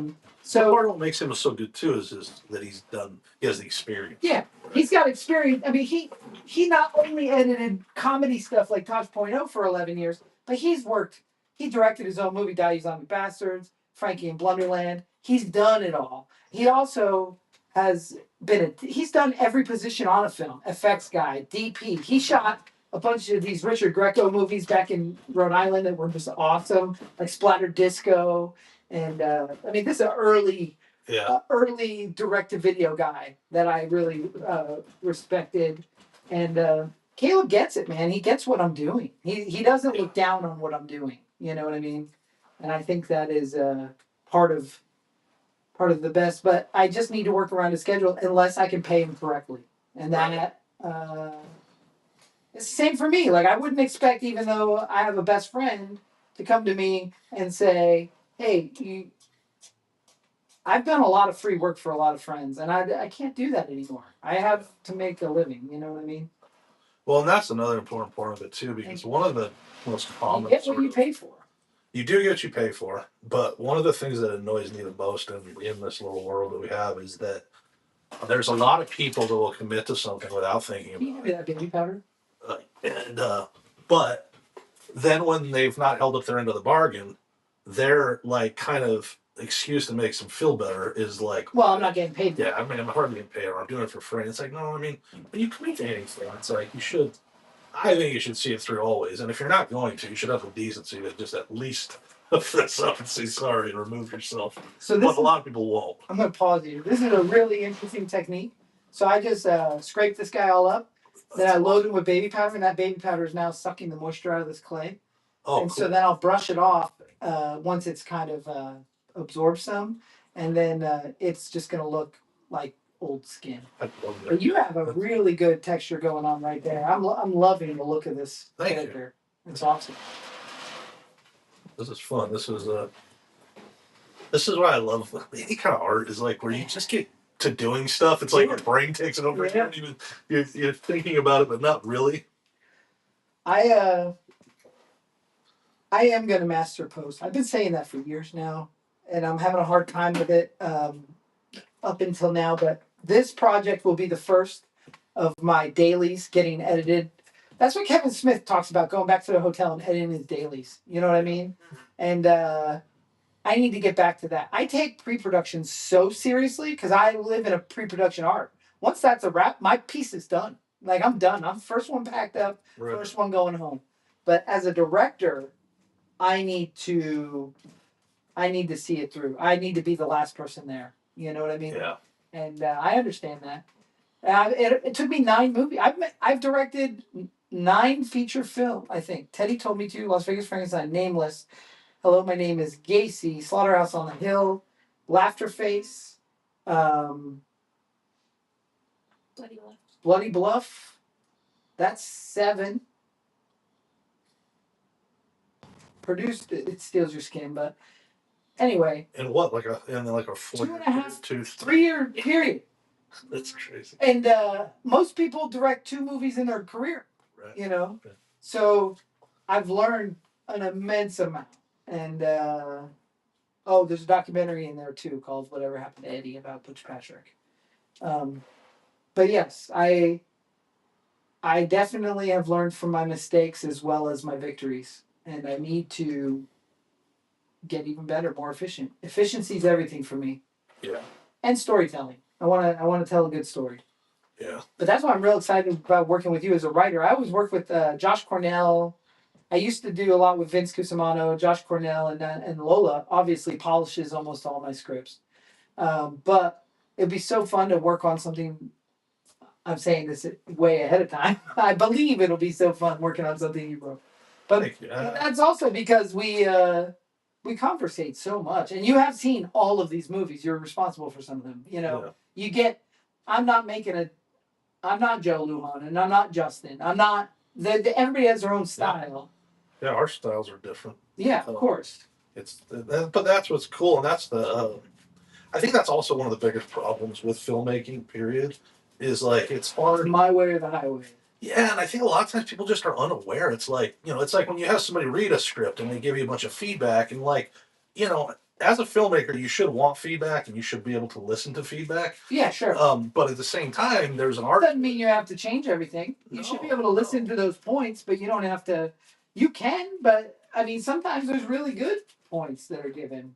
But a lot of times too, where people struggle, I listened to I think it was like the master class of, I want to say it was Aaron Sorkin or maybe Christopher Nolan, some of them I was watching, and the guy and one of them had said one of the most important things you can get is somebody that can give you good feedback. But he was saying just a really hard thing to find. And what I've come to experience is it's because if you read something, a lot of times your first instincts of oh, this isn't working, or however it's working, you immediately infuse your how you would do it. Yeah. And the first thing you need to do is understand oh, okay, this is a this is a very serious dialogue driven movie. This is a campy movie that's meant to be tongue in cheek and fun. And because once you understand the intention, then you can actually give notes that are helpful. But punching up dialogue or saying, it's a little too funny, or there's a little too much cussing, or whatever it is, it's it doesn't help to just say things, and it doesn't help your creative brain when you're trying to. Because a lot of times we'll look at it and say something's a little off, I can't quite. But just random things just make it a little bit more confusing at times. Sure. And that's where it's finding somebody that, or when you're giving somebody advice or trying to help somebody with notes, it's you got to understand first what they're trying to make. Yeah. And not, and that's hard to do. It's not even hard, but it's not intuitive sometimes. I think you don't think about it. Yeah. So, to be honest with you, I think there were times when I was younger, I did the same thing. I was immediately I'm thinking, oh man, if this was my movie, I would do this, this, and this, and this, and this. But that's not the movie that's being made. The thing is when we did Las Vegas Frankenstein, I sent you a script, and I don't think you gave any No, I loved it. Which is crazy because also kind of like you're doing with the zombie movie, you're gonna make this movie in 5 days, and you're gonna pull this off and this off. There was a lot in Las Vegas Frankenstein that seemed tough, but to me that's the fun. I love it's just like riding an enduro bike. Off-road motorcycle, it's you got to survive it, and you have to enjoy it while you're surviving it. Yeah. Otherwise, why are you doing it? Yeah. I love that. It has to be fun. It has to be fun. First and foremost, fun, and you got to make a fun product for people. That's really, I try. You can't always win. No, not everything. I'm proud of all the movies I made. I mean, I know the flaws in them, of course, but I'm proud that they get done. I'm proud they exist, and Yeah. But I also am proud of most other people that make a feature film. I get it. It's not. This is not an easy thing, you know. It doesn't mean I have to like your movie either. No, and it's perfectly okay to not like somebody's things. It's not. What's not okay is to be a prick. Right. Well, that's the thing.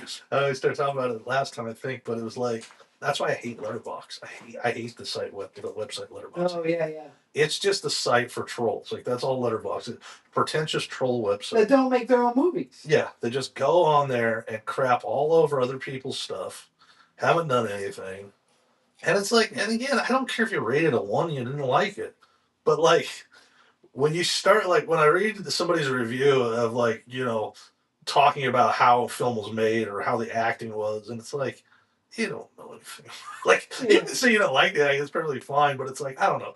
Beating up somebody's art is always fucking weird to me. Yeah. And we all, and I'm not, I certainly have talked trash about things Oh I don't sure, like. sure. But I have the decency to do it to like people that I am friends with when we're having a conversation that's fun.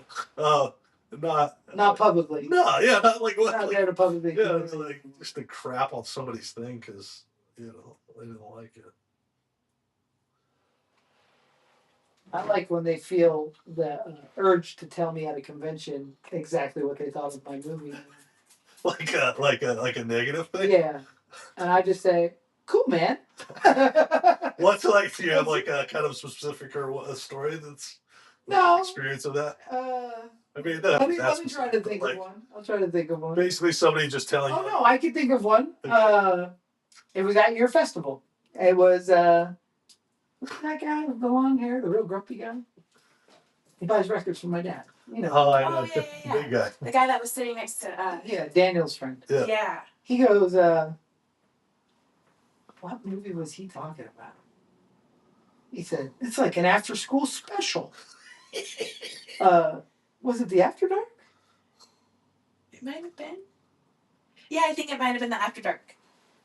Because it really. It was either the After Dark or Nameless. I can't remember which one. He goes, yeah, I watched your movie.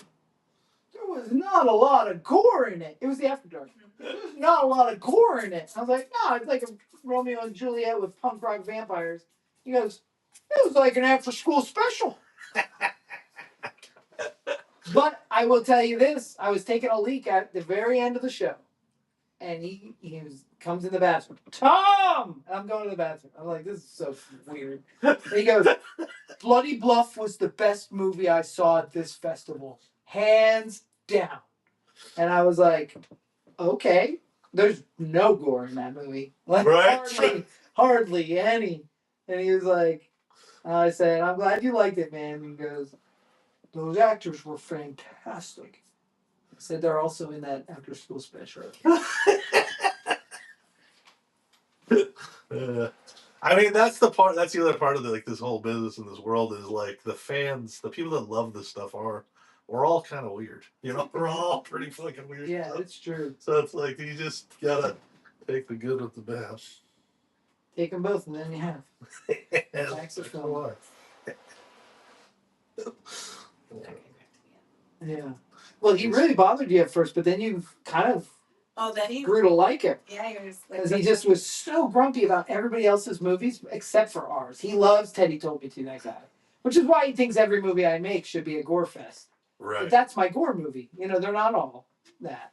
This one will be gory because it's a zombie movie, And that's the other thing too is like people that like the friends that I've had in the past, like really good like diehard horror fan friends that like love gore. Yeah.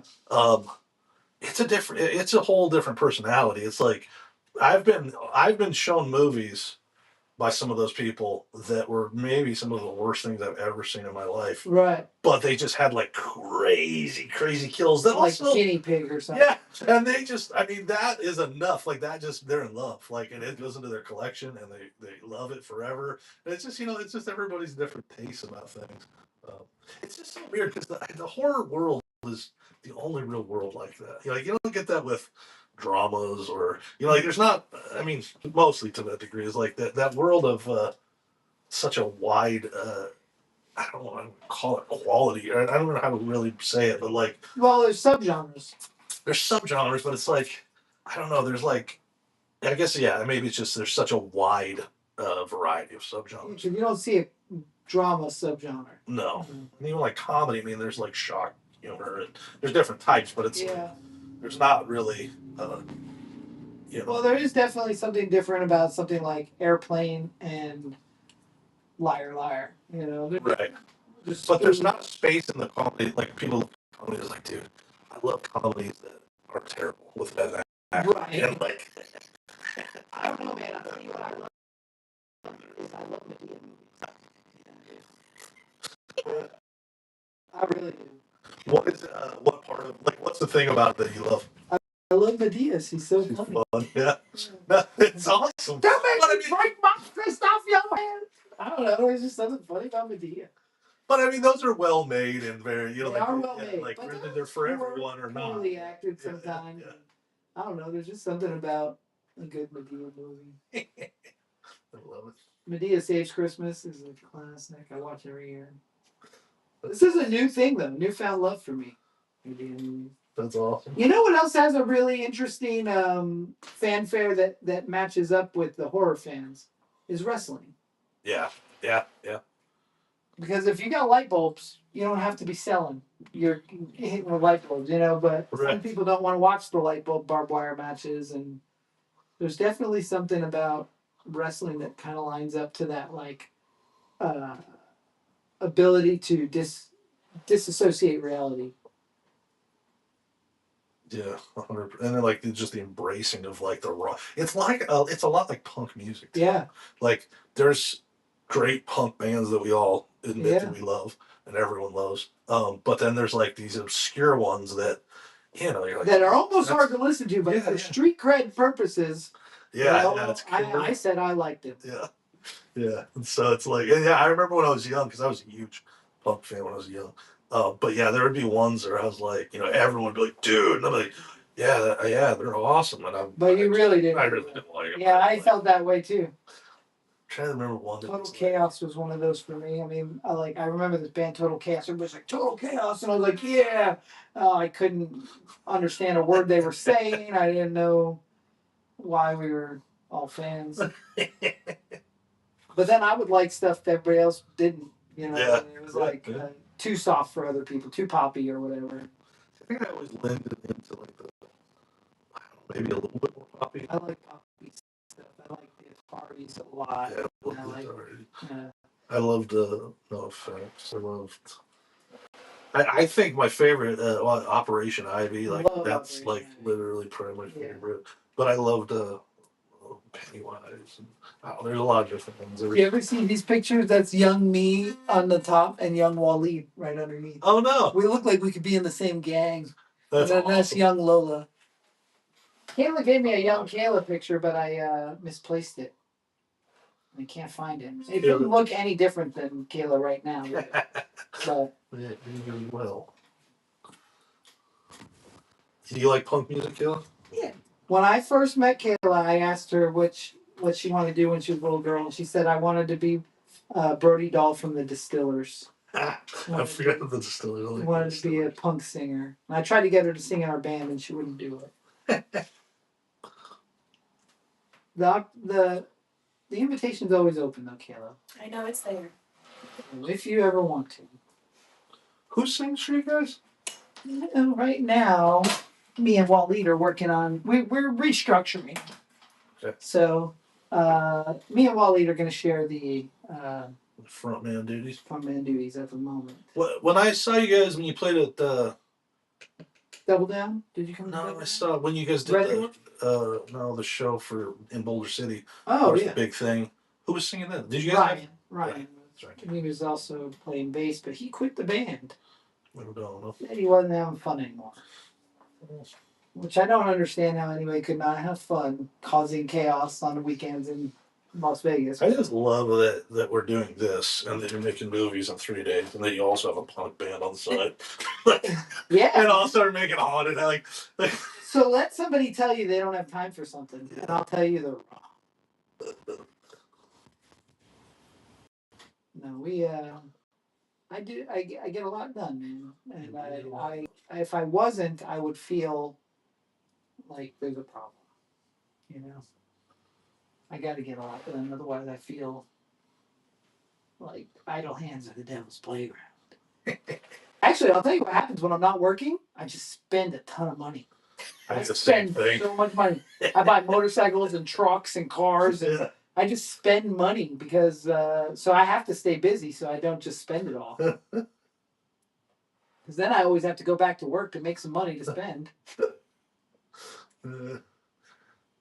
You're not working on any movies like outside your own stuff right now, right? No, and I don't really have any intention of working for other people right now. I really want to focus my efforts on the museums, focus my efforts on the haunted houses, and then we're building this haunted attraction for a theme park that is going to take a lot out of us in the next couple months.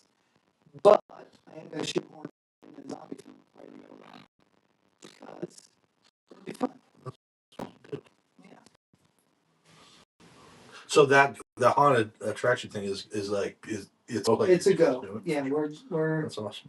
we are.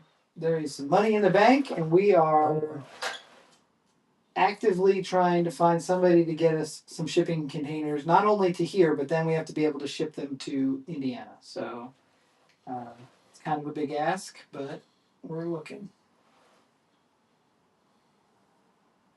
And that attraction is going to be really cool. It's like part haunted house, part educational monster museum, part escape room. That's really cool. Yeah, it's like a little bit of everything. Very, very excited. And then it's just going to lead right into us building Clowntown, our new haunted attraction here, which I feel like everybody's just going to be firing on all cylinders. You know, we're just going to come off such a high of doing it all, and I think it's going to be great. That's fun.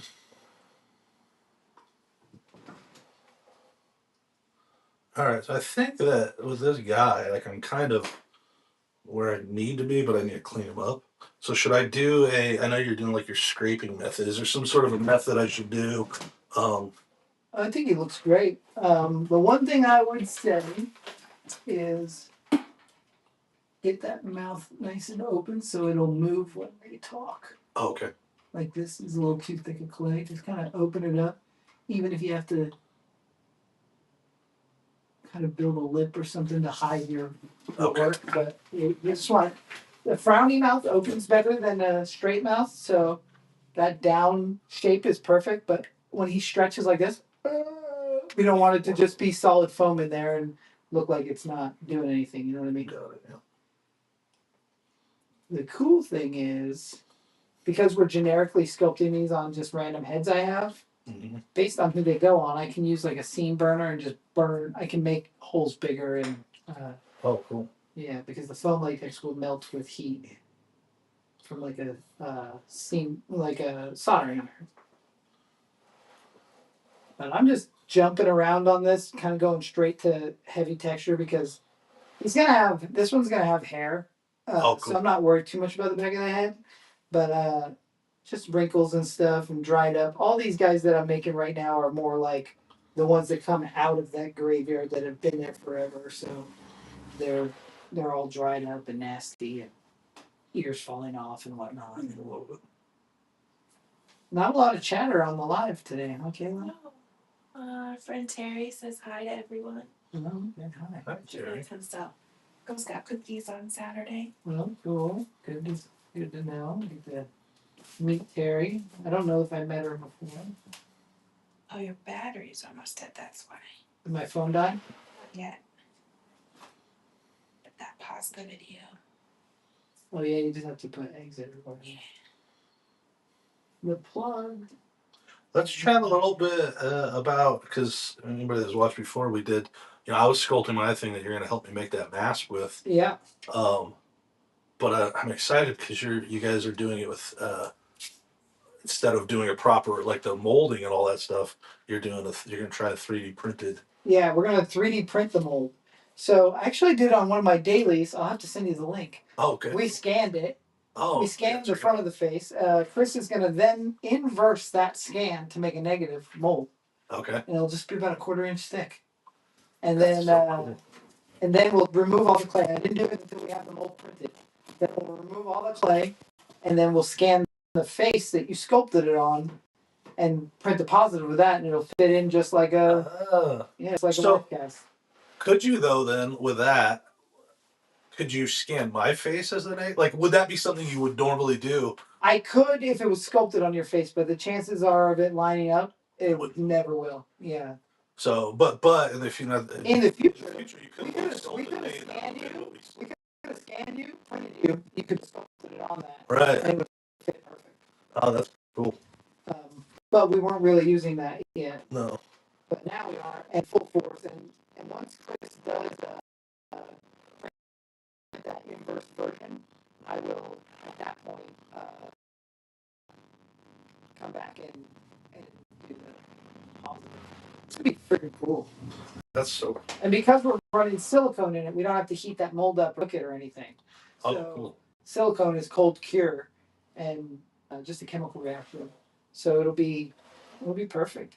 So the other ones you have to heat. Yeah, like when you run these, when we run foam latex in them, you got to cook those molds for 6 hours with foam in Oh, them. really? So how do you cook Yeah. them? What do you? In Is an it like a oven. big oven you put Yeah, in?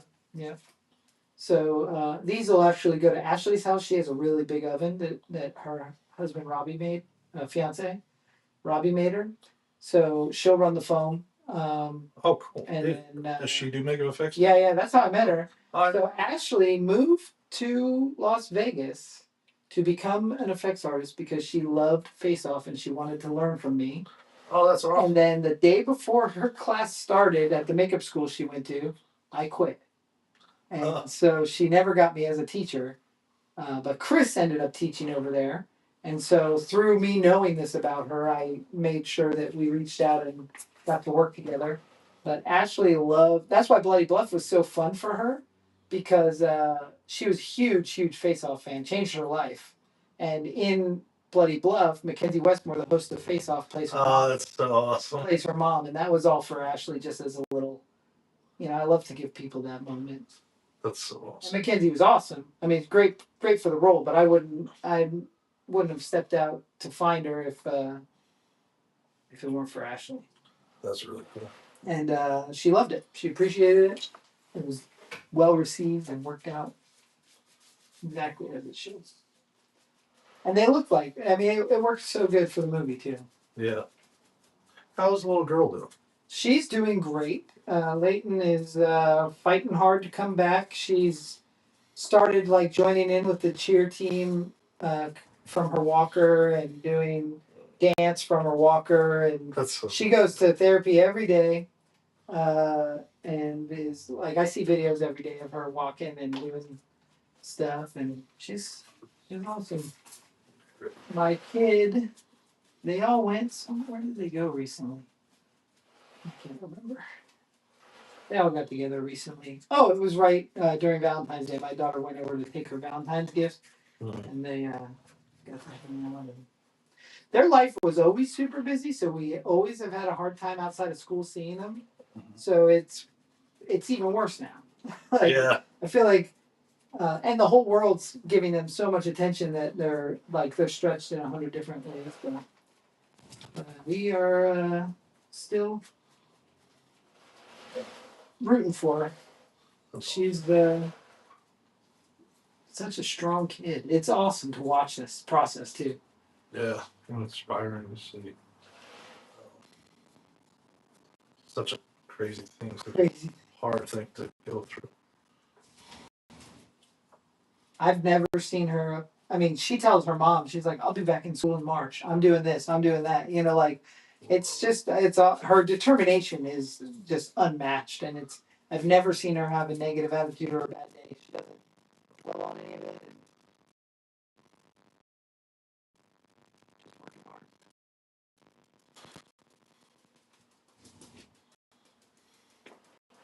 I want to get her that Sin City trophy. God, they have the plaque. You have the trophy, right? I have the trophy. Yeah, I had it 3 weeks ago. I have yours and I have the hers. I'll remind you. Oh, right. Sorry. I literally had it right by the door. Yeah, I boxed up some of the others and I had to send them all out, but I ordered the plaques. we have those things every year. We're always so far behind that I always overnight those things, Yeah. which costs a ton, costs more than they Costs more than it costs to make them. But because the way things worked out this year, we were doing everything I didn't have to, so I just ordered them regularly, and they took like, I mean, not forever, but it took like a couple of weeks. It was kind of, I Yeah. almost forgot about it. I was like, shit.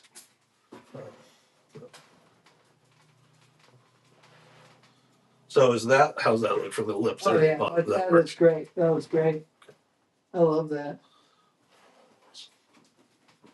You know who that's sculpted on, Kayla? That's sculpted on Peyton. Oh, Peyton. I wonder what happened to that guy. Who knows? This guy needs a big bite in his neck. That's how he turned back in the day. He's a previous victim.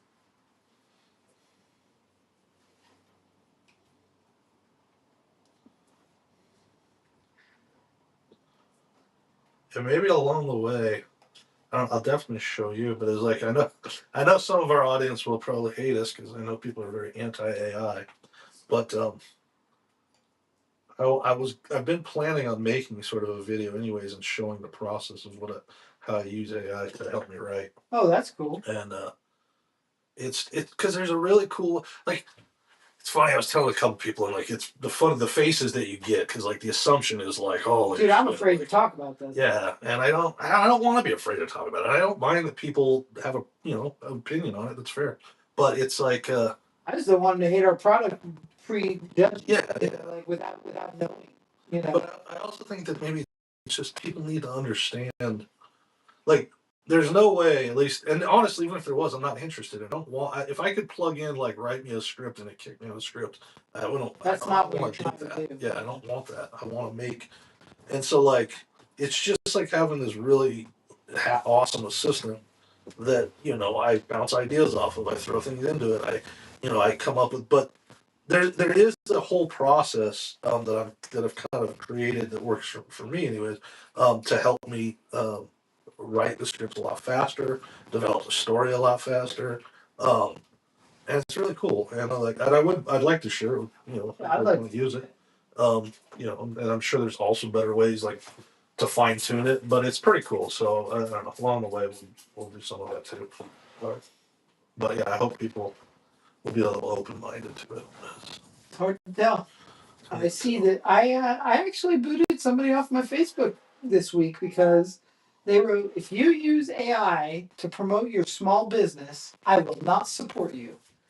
And I thought, you clearly have never had a small business. Delete. Well, and that's one of the biggest Like problems. what a weird blanket statement. I'm like, listen, for the Outpost 51, we make AI videos every day because they're hysterical. Yeah, they're awesome. They're free. I mean, not free. We pay for a service. And it's But also, it fits our mold. it fits your mold. But also, when you guys are doing that, there is a it's not like We're being creative. We're being creative. We're not just asking you for an ad. Chris is doing voices and having fun with face replacement and making skits and characters for all these characters that we have. And he's taking it more seriously than anybody should. And I love it. Yeah. It's like that's why they're cool too. It makes it so fun that we have like these little aliens running around our fake museum. I mean, it's a real museum, but in the AI world, it's fake. Like it's this little. It's almost like watching Night at the Museum, but in the alien world. Yeah, I love it. I love it. And that comment was so blankety that it was just like, that's like saying I hate you if you have green hair. You know what I mean? Yeah. Shut up. Why does it matter to you how I make my ads? Exactly. Oh, support real artists. Do you think I was going to pay somebody to do that? No, I was going to pay the same amount to Chris and tell Chris to do something, Right. He is doing it. He's making it fun, and they are fun. But I think the further generations are going to, I think this hate's going to wear off. Yeah. It has to. It will. Yeah. I mean, it already. That's like saying I hate you if you use a calculator. Do long-term math. Yeah, pay a mathematician. I want to see you show your work when you're doing any math. I don't want to show my work. I'm going to ask this calculator and it's going to tell me the answer. Stupid. I don't support you if you use a calculator. That's so weird. Well, again, it's just like it's a very like I don't think that a lot of people that are really upset have tried to have used it. Yeah, have because used they're it. anti it. You know what I Have mean? even imagined the other side of it, like that one. The constant thing is like artists are losing their jobs. Artists are like Artists are the ones using it. artists are the ones using it. And they're not using it to cheat, they're using it to better their art. Yeah. Or to create business plans to sell their art so they're not starving artists. My friend Doozer, Chris Russell, he made a whole AI business plan on a haunted attraction that's brilliant. It's his words. He just had them formatted so he can show a major company, and that company will take him seriously. Yeah. Because, like most of us, he doesn't write like that. You know? Yeah. I don't know. This is a polarizing conversation with people, and I don't think it should be or needs to be.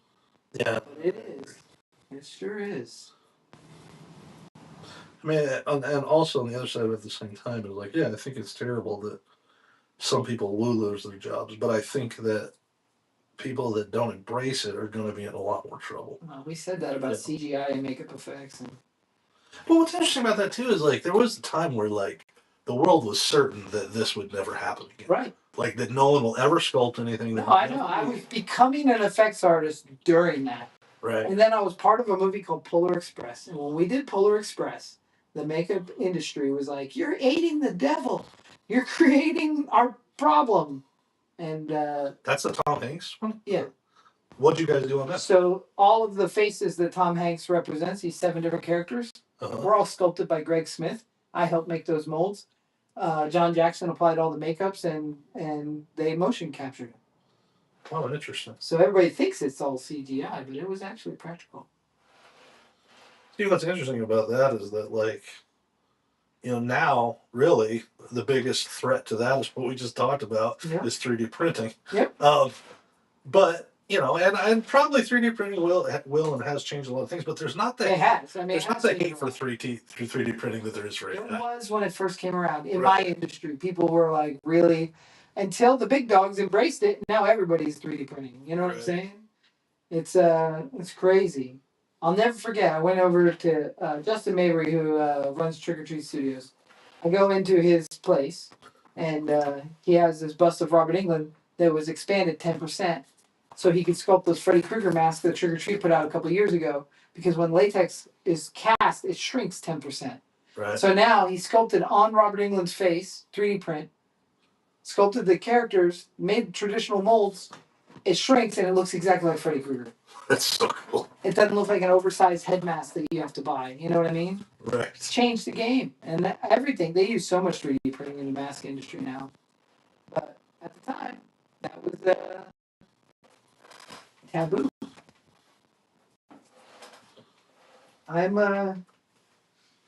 So Chris says, I think people just need to understand how to improve their workflow with it. How cool is it that you can draw a character, then use AI to make them 3D, then take that and finish the sculpt digitally, and then 3D print it and make a real puppet? I mean, he is talking about puppets that he just made. Yeah, like, him and Wally are adding puppets to their channel, Phantom Castle TV. Oh, cool. And so Chris sketched them. Wally drew them. Then they fed him into AI that turned it into a 3D model. Oh, then that 3D model, they made an STL file that they could print and then put skins on them physically. Like they're making, it's just embracing the art of what we do. It's an artist tool. It's an artist laboratory in a box. Yeah. You know, it's pretty freaking cool. And I feel like we are in the haunt world. AI is really bashed upon. Oh, I think But I believe, I'm not standing for them now. I believe that we are about to revolutionize things to do with the haunted attractions, both with Doozer's help and with Chris and Waleed and their skills. Like I said, I'm not a computer person. I don't know how to do any of this. Yeah. But and it's not easy. It's exhausting. It's watching these guys create, and mind you, Waleed's one of the greatest artists I've ever met. Yeah. But watching him embrace it and use it to help create, dude, the world's in for something new. I mean, things are going to be cool. Things are going to be really cool. And they'll always, look, we're sculpting old school zombies out of mud that we're going to make in foam latex for a dusty zombie film because that's how it's done. Yeah. But that doesn't mean that's how this project's done. That's how this project's done, not how every project's done, you know? Well, one of the cool things is like that doing this right now. Well, like we talked about earlier, like you're not great at sculpting tiny. I'm not great at it either by any means. It's like it's very hard to sculpt very tiny. Oh, I don't like it. But like right now, if I make this zombie head who I really think is fun and it's exciting, I can 3D scan this thing, make a small version, and make a little action figure for myself. 100%. And I do that with my son a lot. And that's what we're doing right now with a lot of the movie characters that I make, is turning them into action figures, and it's very, very cool. The scanner, oh my god, that thing is awesome. Yeah, that's so cool. And so the difference isn't that somebody didn't get paid and somebody lost a job. The difference is that people that didn't have the money to do that get to do it now. Somebody is learning new tools. Yeah. Like I would have a hard time with anything to do with AI or 3D printing if it weren't for the guys around me who do play video games and do live in a computer that I don't. Right. Because I don't do that. So I wouldn't have had the success that I'm seeing in my world with my businesses and my movies and my stuff if I didn't have those people around me to do that. Just like I don't weld, but I need to know good welder when I need something welded. You know, right.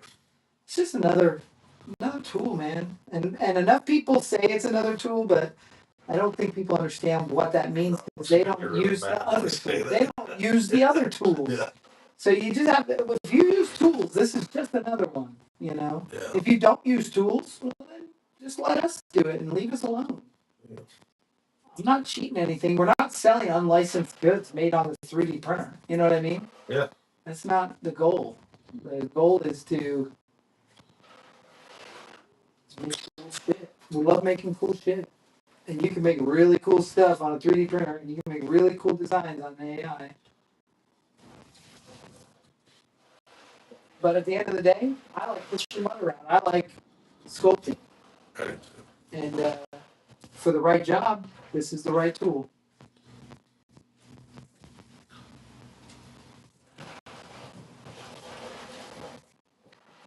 And I can't remember the last time I just sat down and made like multiple rotten zombies, and this is just so.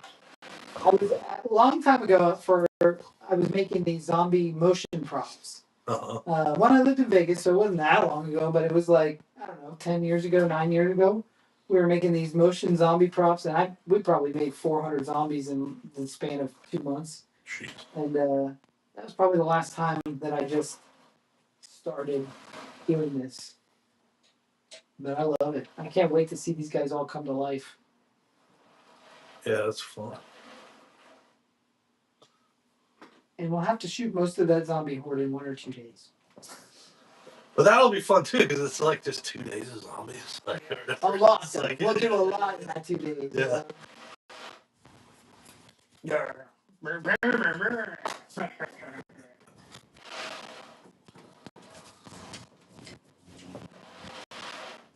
kind of want to get muddy.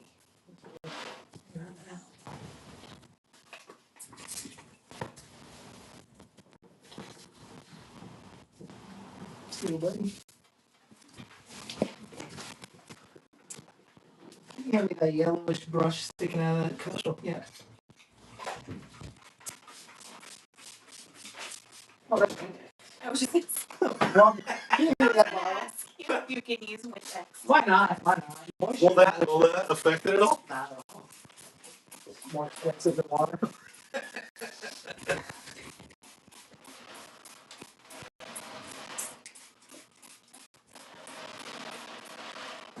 I was afraid to dry them out before. Now I want to soften them up a little. Yeah, this sponge, I didn't realize it when I started to use it. It had some powder on it too. Oh, okay. Yeah, well, and it does have the texture too. So it's like this is a fun sponge to use. You get a little bit of that powder. It was kind of cool to watch it. The way it absorbs in.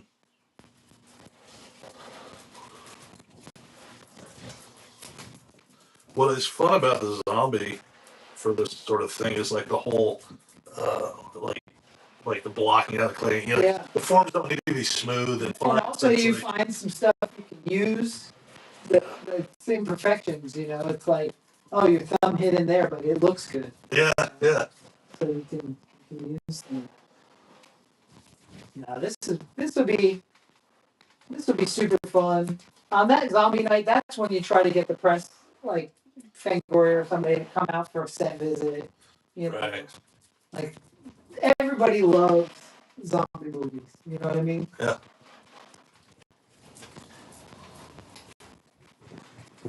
Get JC from get him out there one real early morning. You know, before the sun comes up, we'll zombie him up. Let him be in the JC from Channel 8. Oh, that'd be cool. He's nice and skinny too. Like he would fit perfect as a featured zombie, and we'll do it on camera. That'd be awesome. And it's perfect because he always has to come out at like 3 a.m. because it's always right before the sun comes up. That's awesome. I think that's on the list. Zach, have you guys worked in? Oh, we work with him all the time, and I put him in Halloween makeup almost every Halloween. Oh, that's. Chris always dresses up like Jason Voorhees and goes to Channel 8. And the one time they had him like running the camera and That's awesome. doing the editing, they kept like cutting back to Jason. They're like, "Hey, can you get this shot?" And he has his machete. And he's like, "Oh." So we are like the Channel 8 Jason Voorhees.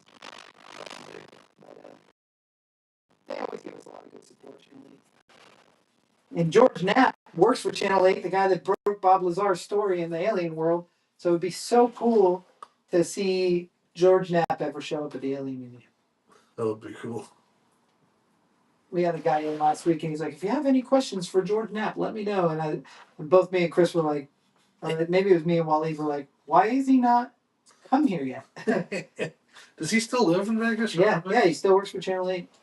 Oh, does he? I don't watch local TV hardly at all anymore. Only with apps, it's like I just watch Netflix. The only time I watch really TV is because I'm a big football fan. Denver Broncos. Really? Yeah, because my family's from Colorado. I was born in Pueblo, Colorado. Really? Yeah, but we moved here when I was like 6 months old. So Okay, you're not from Colorado. no, not Vegas. But yeah, that was So it was funny that, and I literally love football. Football is like my favorite. That's awesome. So when we finally were getting like team, I was so excited. But it was for a minute, it was between like the Rams, the Chargers, and the Raiders. And I was like, anyway, what the fuck, Raiders? You don't like the Raiders? No, when you're a Broncos fan, you don't like the Raiders. So I think when you're an anybody's fan, you don't like the Raiders. Yeah. I grew up in Central California, in Santa Maria, California, before I lived in Pennsylvania. So until 5th grade, I was a huge Raiders fan, like huge. So when the Raiders came here, I got so excited because I was like, "Oh man, I'll get to enjoy with my kids what I enjoyed as an adult." You know, Right. my kids just don't care about football at all. Yeah. But I was ready. I was like during the Howie Long, Ronnie Lott, like Bo Jackson days of the Raiders. I was all in, man. What's funny is much as when I was a kid, and I really don't hate the Raiders, but I was like, I love football, so I can watch anything. But I loved a lot of their players. I love Bo Jackson. Bo around our age loved Bo Jackson. Of course. And I love Tim Brown, and I love Rich Gannon. I think Bo Jackson had maybe the best ad campaign behind him. Yeah. Than any other. Well, the fact that he played baseball, was really good at it too. I like Terry Bradshaw a lot as a personality too, and also all those guys. Boomer. Yeah. So do you watch football sometimes? Not at all. Oh. I have been out of football for many years. I played football in high school and stuff. Did you? And I played with a Colt named James Monroe. He was above me in grade, but he ended up to be a Colt and got a Super Bowl ring. That's awesome. Retired now. Was he a fullback? Yep, fullback. Yeah. I was a fullback. Okay. And then my wife is from Indiana, so I liked the Colts a lot because of that. Because of not Bo Jackson, because of James Monroe, I liked the Colts. But then also met her, and I was like, oh man. And I don't watch football anymore, really. It's a shame. I kind of miss it. It's okay. commitment. Like to any sport that you really want to like, it's like you can't. It's like watching a good TV show. It's like you need to stay on top of Yeah. it to really. We watch Supercross. Yeah. That's our sport. Supercross. We go to all the finals. We go. I love Supercross. That's awesome.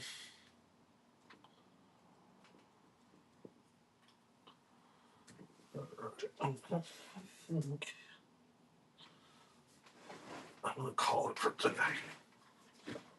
It's worked. But this was fun. Yeah, the zombies. Good call. Return to Shadow Valley is gonna be a good movie. I can't wait. I cannot wait to read the final script, and I can't wait to start casting. That's like my favorite part is going out to the cast. I'm interested, very interested to see how this crowdfunding thing goes and when we start it and how we do it and what you come up with as far as like. See, I would never come up with the perks and stuff really, other than pay to be a zombie. But I know that there's probably some really cool stuff we can do that I wouldn't think of because I do this all the time and I don't always think it's special. You know what I mean? But maybe it's even like a guided tour at the Monster Museum or that's that's our $150 value, you know. Yeah. Or something, you know. I don't know. When you do your like, what is a guide for people to come out? It's $75 a person, but there's never. I think there's a minimum of 2 people usually, Right. so it's like $150. And It's you always. it's just me, and I walk them through and explain to them how and why I made stuff. So, like, if there's something that's personal to me, or the reason why this is an important character in the history of film and makeup effects, just kind of give them a. Usually lasts about an hour. If I have a good group that's like into it, oh my god, we have so much fun. If I have somebody who doesn't know anything about this and they just did it because they're on vacation and they're interested, we can still have a really good time. It's just that I've had fun with all of them. It really just depends. Sometimes you get some really shy people that don't talk, and I have to do all the talking, which, as you know, I can do that. But when you get a good group, I feel like I've made lifelong friends. You know, awesome. my friend Dave Dent in England, he did a guided tour with me, and I'm gonna go visit him in England. You know? Awesome. But yeah.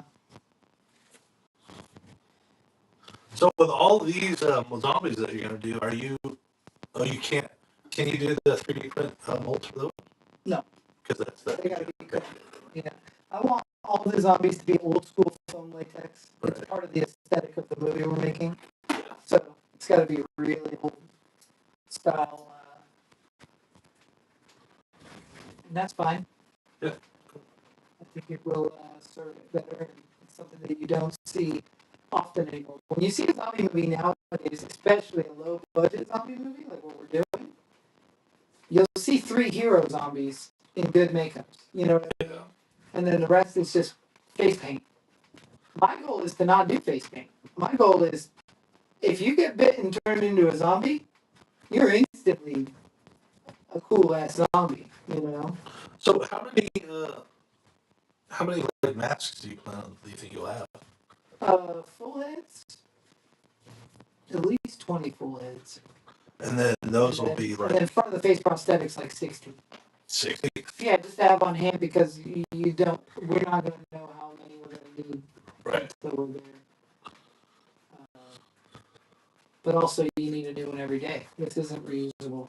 Right. So like I might make 4 of these. Part of that 20 could be 4 of this one. You know what I mean? I got it. But that's because we're going to use this guy 4 days. If he works more than 1 day, we do the second one. I don't really want to replace. I'll do like Killer Clowns from Outer Space where they use the same sculpts and painted them different. That's fine. As long as they have different hair and different paint, which is all over Killer Clowns from Outer Space. But I will not put the same zombie in 2 spots. He doesn't make sense. You know, it's got to be. So, but because really, when you're making the zombie, if you use that guy or whatever, it's like different paint will make it look quite a bit different. Oh, different character, yeah. If you base it in black or base it in brown, two different completely. Oh wow. It's crazy. You can really change it. Different outfit, different hair. But even different blood spots in a sense. But the thing is I gotta read the script first, but in my mind, any zombie that we put in to makeup will more than likely get killed before he's out of makeup, and then we don't have to reuse him. But we can reuse the actor as a different zombie. And I got some skinny guys. When it casts the zombies, like 5 skinny guys, those are our key zombies, but not always the same face. You know what I mean? Right. So it's because they're really thin and they're gonna look emaciated. Do you think when you use Jason Wallace as a zombie and as He'll want that. Yeah. He loves character acting. yeah. He loves being in prosthetics. And once you hide that beard, you can't tell it's him. Yeah. He was good. We could use the beard on him too. Yeah. But he'll put this whole head on with that beard in his neck. Oh, that makes me want to fucking barf.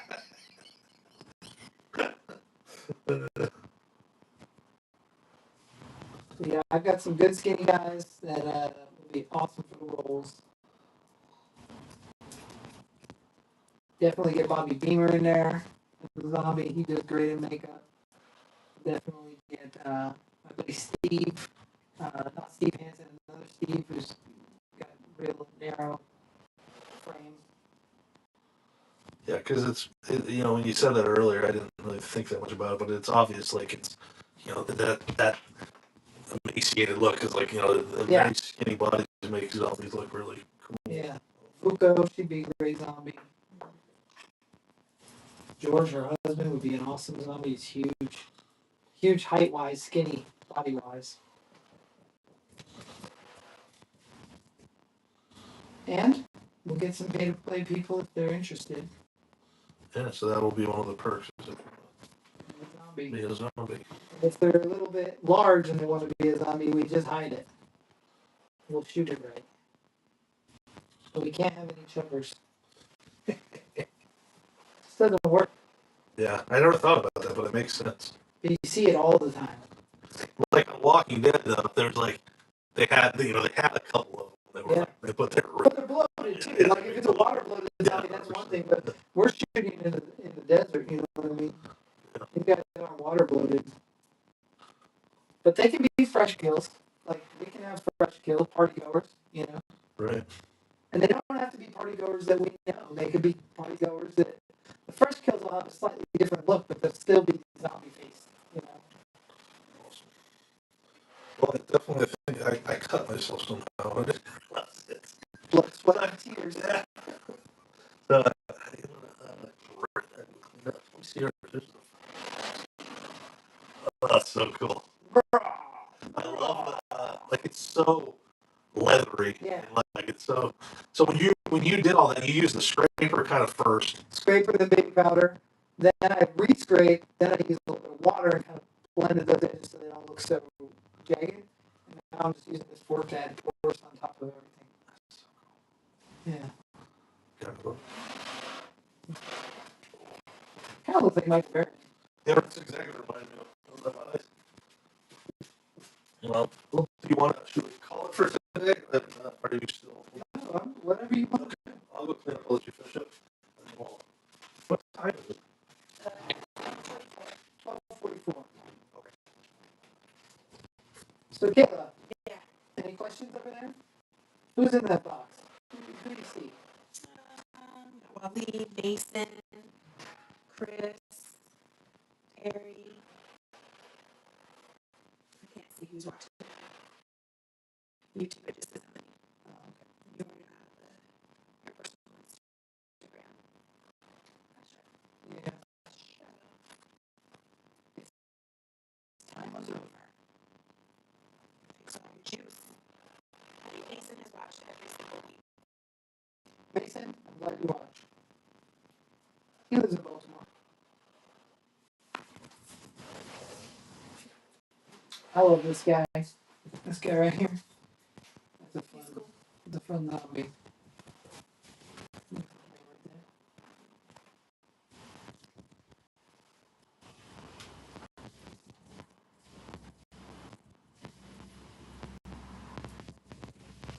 It's been so quiet on the chat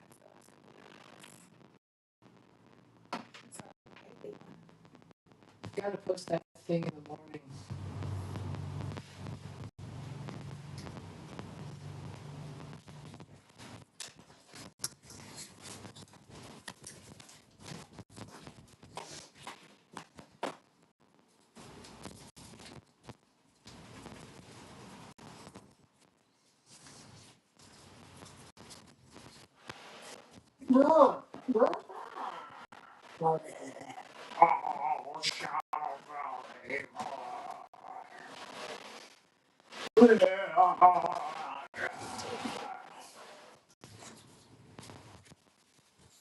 Come on, Wally, making some zombies.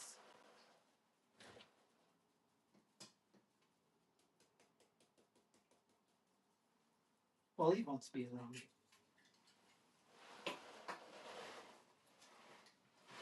He's a freshie. He's gonna be in Mike's gang. Oh, that's fun.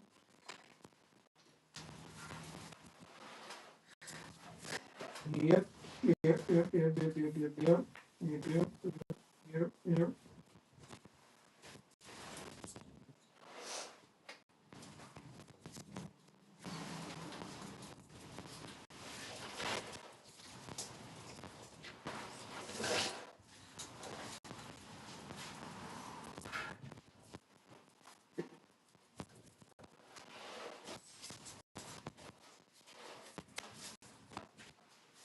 You know, one of my favorite things about your place is like there's so much cool stuff, so much random, like endless amount of cool stuff.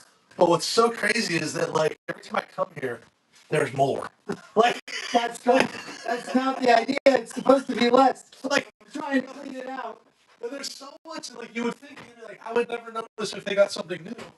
But there's just, I'm like, I've never seen any of this shit. There's 96 new things just on the way to that restroom that I've never seen. And maybe they just got like dug out. They got moved. They were buried behind stuff, but it's amazing. Well, it says will do. He'll make the zombies. All right. Well, I think that we'll shut this down for today. Success. Very fun. Thank you guys for watching. We'll take some pictures, and like I said, we'll start using the pictures of these. Things right here. I don't know if I can ever see this one. I'll take a picture of it. I love that guy. Thanks, man. That was a fun. All right, we'll see you guys next Monday.